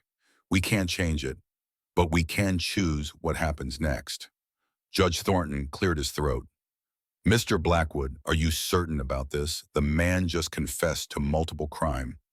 I'm certain. Cormac will serve his time. 3 years to think about what he wants, and then he'll have a choice. Make peace or stay bitter, but at least he'll have the choice. The judge looked at Cormac. Do you accept these terms? Cormac stared at Eleanor, at the baby that represented everything he'd lost. Finally, he nodded. I accept. Then I'm placing you under arrest for destruction of property and attempted intimidation with a weapon. You'll be remanded to the territorial prison in Deer Lodge. 3 years, no early release. Judge Thornton produced manacles from his saddlebag. Hold out your hands. As Cormac was led away, he looked back at Nathaniel one last time. Why, after everything I did, why give me another chance? Because someone should have given your mother another chance. Someone should have saved her when she needed saving. I can't undo that failure, but I can do better by you, if you'll let me. After they left, silence settled over the cabin. Mrs. Carson finished stitching. Judith gave her instructions for recovery and finally allowed Nathaniel to approach the bed. He looked at his wife and daughters with an expression of such raw emotion that Judith's eyes filled with tears. Joy and grief and overwhelming relief all tangled together. You did it, his voice broke. You survived. She survived. You proved everyone wrong. We did it, together. Judith adjusted Eleanor in her arms. The baby had stopped crying and was looking around with unfocused newborn eyes. Come meet your daughter.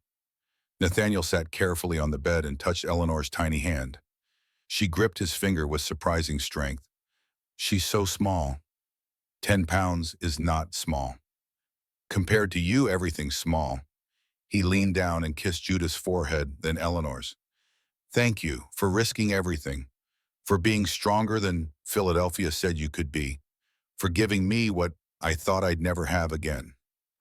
What's that family, real family? Not built on obligation or duty, but on choice. You chose this, chose me, chose Montana, and now we have her. They sat together as the sun set behind the mountains, casting the cabin in gold and red light. Outside, Montana stretched wild and endless.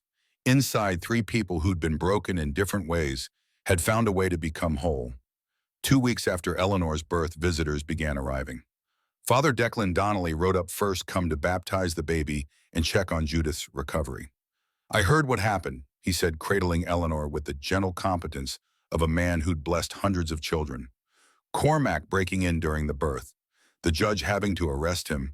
All of Montana Territory is talking about it. Let them talk. Judith was recovering slowly.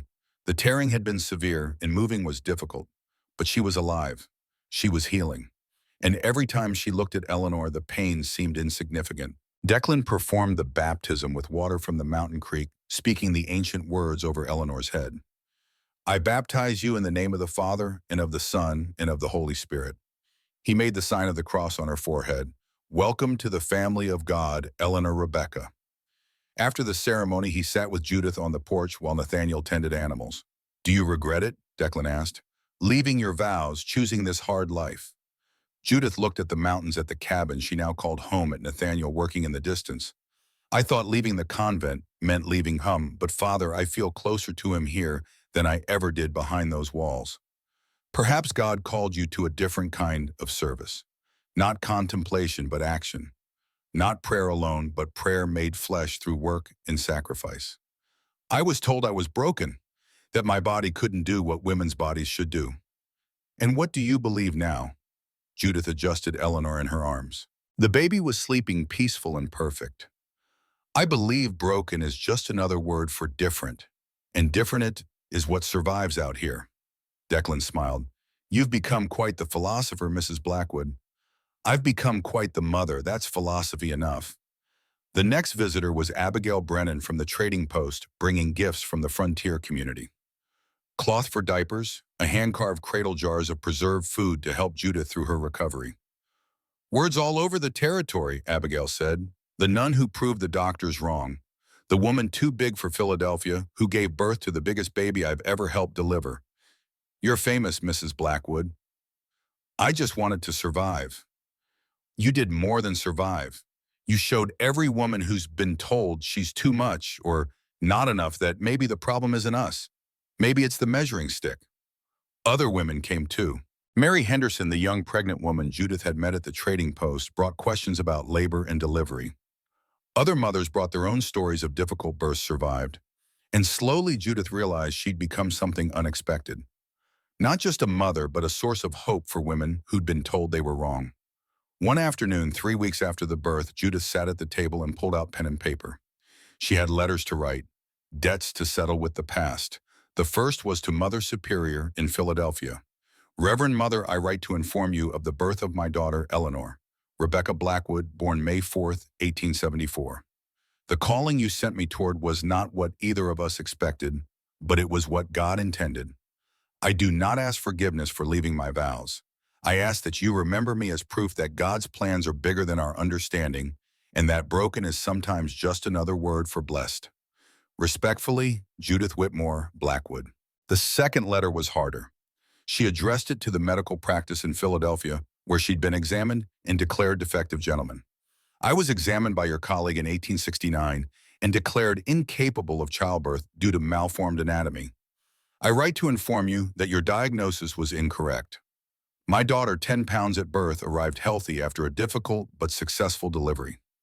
My supposedly defective body functioned precisely as intended. Perhaps your understanding of normal was too narrow. I suggest broader thinking in future examinations and humility about the limits of medical knowledge.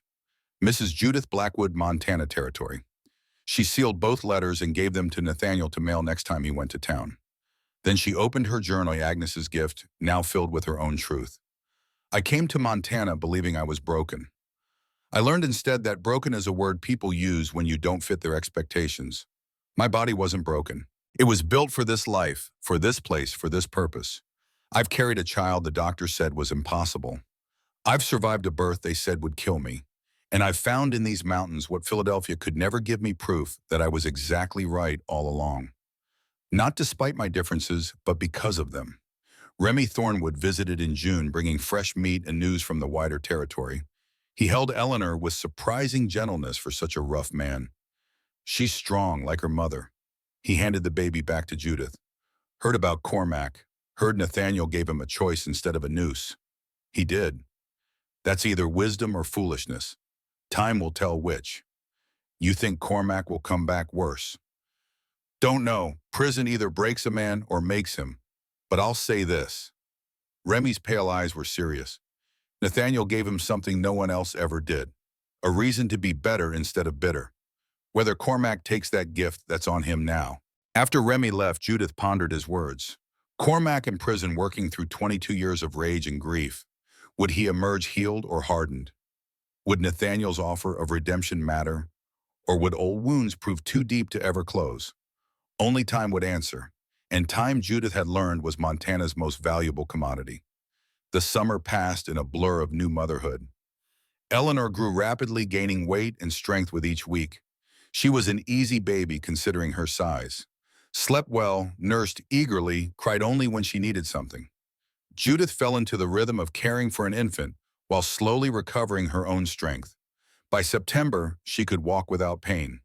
By October, she was back to light work around the cabin. By the time the first snow fell, she felt almost like herself again. Almost. Because motherhood had changed her in ways that went beyond the physical. She was no longer just Judith, the woman too big for Philadelphia. She was Eleanor's mother, Nathaniel's wife, a woman who'd gambled everything and won. 3 years later, spring 1877. The cabin looked different now. Nathaniel had added a room for Eleanor, built a larger barn, expanded the corrals. 3 years of prosperity showed in every improvement. The land that had almost been lost was now thriving. Eleanor was 3 years old, already tall for her age and showing signs of inheriting her mother's build. She followed Nathaniel everywhere, chattering constantly, fearless in the way of children who'd never been told to be small. Judith stood in the garden, one hand pressed to her belly, where twins grew. Judson and Matthias, if the size of her was any indication. She'd conceived easily this time, carried easily. Her body knew what to do now. Philadelphia's curse had become Montana's blessing. A horse approached from the south, single rider moving slowly. Judith shaded her eyes against the sun and felt her stomach tighten. She knew that silhouette, knew that posture. Cormac Blackwood had come home. He looked different. 3 years of prison had carved away the softness of his youth, leaving behind something harder and leaner. His clothes were simple, his possessions limited to what fit in saddlebags. But his eyes, those had changed most. The desperate bitterness was gone. In its place was something quieter. Not peace, not yet, but possibility. Nathaniel emerged from the barn, Eleanor at his heels. He saw Cormac and went still. 3 years of wondering if this moment would come, if his nephew would return, seeking forgiveness or revenge. Cormac dismounted slowly. He looked at Nathaniel, at Judith, at Eleanor playing in the dirt with sticks and stones. I came back. So, I see.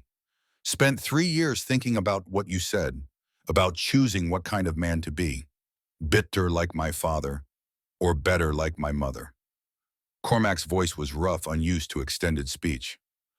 I don't know if I can be better. Don't know if I can let go of everything that happened, but I want to try. That's all anyone can ask. I'm not asking for forgiveness, not asking to be family, just asking for the work you offered, a chance to earn my place instead of demanding it. Nathaniel studied his nephew for a long moment. Then he extended his hand. "Welcome home, Cormac." The handshake was awkward, both men and uncertain. But it was a start, and starts mattered in Montana. Eleanor toddled over, curious about the stranger. She looked up at Cormac with the fearless assessment of a 3-year-old. "Who you on?" "I'm your cousin, Cormac." "You're tall." "So are you." "Mama says tall is good. Says Montana likes tall." Cormac looked at Judith, at the woman who'd been at the center of his bitterness. The woman whose pregnancy had ended his dreams of inheritance. "Your mama's right. Montana likes tall." The first months were tense. Cormac worked hard, proving himself through action rather than words. He repaired fences, helped with the cattle, learned the trap lines. He kept to himself, ate meals alone, maintained distance from the family he'd once tried to destroy. But slowly, carefully, something changed. Eleanor's fearless affection wore down his defenses. She followed him around, asking endless questions, completely unaware of their complicated history. To her, Cormac was just another adult in her world. Someone who could lift her high, who knew how to whittle toys from wood, who didn't mind her constant presence. One afternoon in late summer, Judith found Cormac teaching Eleanor to identify animal tracks by the creek. He was patient with her, praising her efforts, gently correcting mistakes. He looked up as Judith approached, guilt flickering in his eyes. "She asked me to teach her. I can stop if you'd rather." "No, she needs to learn. And you're teaching her well." Judith lowered herself carefully to a flat rock, her pregnant belly making movement awkward. "Cormac, can I ask you something?" "I suppose." "In the cabin during Eleanor's birth, when you had the gun, were you really going to hurt us?" He was quiet for a long moment, watching Eleanor chase frogs through the shallows. "I thought I was. Spent years imagining it. How I'd make Uncle Nathaniel pay for everything. How I'd take what should have been mine." He picked up a smooth stone and turned it over in his hands. "But when I actually stood there watching you suffer through that birth, seeing the baby come into the world, I realized something. Hurting you wouldn't bring my mother back, wouldn't undo the past, would just make me exactly like my father. A man who destroyed everything he touched." "So what stopped you?" "The name. When you said Eleanor Rebecca Blackwood, when you named her for my mother, something broke in me. Or maybe it broke open. I realized you weren't my enemy. You were just a woman trying to survive, same as my mother tried to survive. And I was about to become the thing I hated most." He looked at Judith. "I'm sorry for all of it. For the horses, the stampede breaking in during the birth. I'm sorry." "I know." "How can you forgive that?" "Because I understand pain. Understand how it can twist you into someone you don't recognize." She watched Eleanor splash in the creek. "And because holding on to anger is exhausting. I spent years angry at Philadelphia for rejecting me, at Robert Ashford for humiliating me, at my own body for being wrong. That anger didn't change anything, just made me miserable. So I let it go, chose to build something instead of destroying from bitterness." "You make it sound easy." "It's not. It's the hardest thing I've ever done. Harder than labor, harder than proving doctors wrong, harder than surviving Montana winters. But it was necessary, because I couldn't be Eleanor's mother and Philadelphia's victim. Had to choose one. I chose her." Cormac nodded slowly. "Uncle Nathaniel said the same thing. Said I had to choose between being my mother's son or my father's legacy. That holding on to bitterness would poison everything I touched." "He's right. I know. But knowing and doing are different countries." Judith smiled. "Then keep traveling. You'll get there eventually." That fall, a grizzly bear wandered too close to the cabin. Eleanor had escaped her mother's watch and was playing near the tree line. The bear, a massive male, looking for food before winter caught her scent. Cormac saw it first. Saw the bear moving toward Eleanor, saw the child oblivious to danger. He didn't think, didn't calculate. Just ran, putting himself between the child and the bear, firing his rifle into the air to scare it off. The bear charged instead of fleeing. 300 pounds of muscle and fury. Cormac got 2 shots off before it was on him. Claws raked his arm and shoulder, tearing flesh. Jaws snapped inches from his face. He fought with everything he had, knowing he was losing. Nathaniel's rifle shot from the cabin porch took the bear through the heart. It collapsed on top of Cormac, dead weight crushing him into the ground. They pulled him out, bleeding and torn. Mrs. Carson, visiting to check on Judith's pregnancy, stitched the wounds while Cormac gritted his teeth and refused to scream. 13 stitches in his arm, 20 in his shoulder, deep gouges that would scar permanently. Eleanor, safe and terrified, clung to Cormac's good arm while Mrs. Carson worked. "Don't die, please don't die." "Not dying, little one. Takes more than a bear to kill a Blackwood." That night, after Eleanor was asleep and the pain had subsided to a dull roar, Nathaniel sat beside Cormac's makeshift bed in the barn. "You could have run, could have saved yourself, and let the bear take Eleanor." "No, I couldn't." Cormac's voice was thick with exhaustion and lingering shock. "She's family. That's what you said. Family protects family. Even when it's hard. Even when it costs you. You understand now.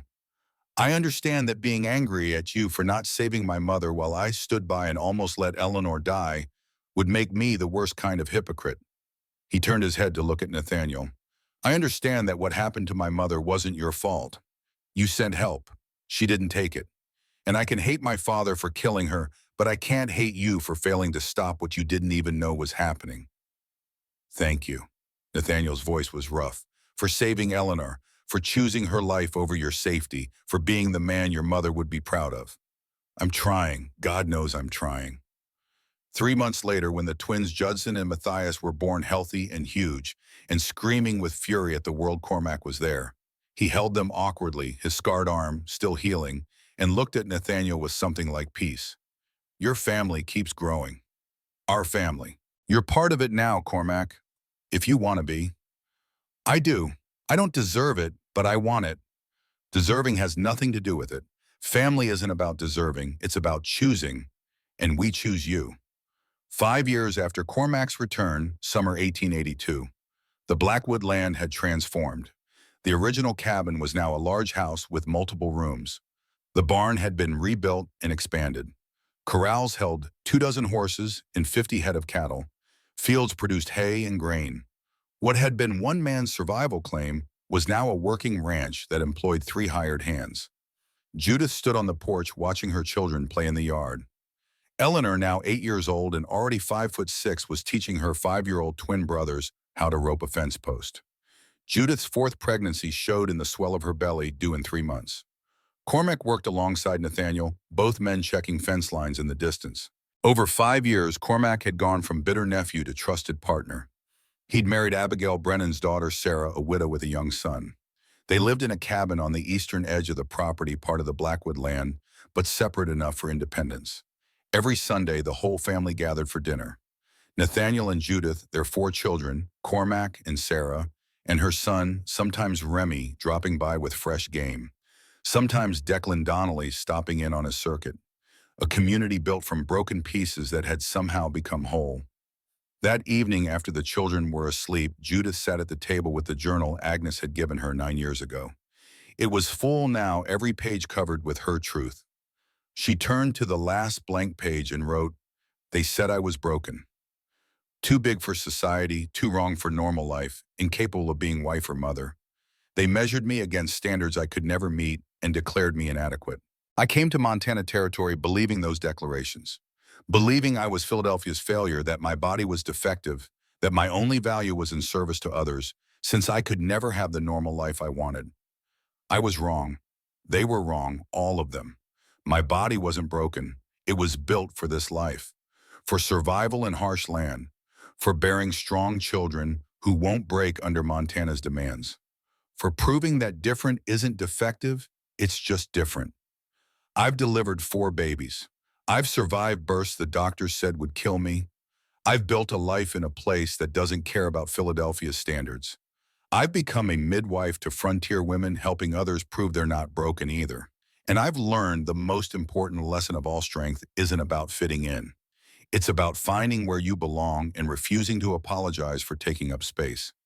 Montana is big enough for women like me. Thank God someone finally told me so." She closed the journal and looked up to find Nathaniel watching her from the doorway. "Writing your story. Finishing it, or at least this chapter." He crossed to her and placed his hands on her shoulders. 9 years of marriage had taught him how to touch her, not gently as if she were fragile, firmly acknowledging her strength. "What does it say?" That broken is just a word people use when you don't fit their mold, and that finding where you belong is worth every risk. Do you belong here? Judith looked around the house they'd built together, at the children sleeping in the next room, at the land visible through the windows, harsh and beautiful and unforgiving, at the life she'd created from the scraps Philadelphia had thrown away. I belong here more than I've belonged anywhere. Montana, 1920, 46 years after Eleanor's birth. Eleanor Blackwood Cartwright finished her story and opened her eyes.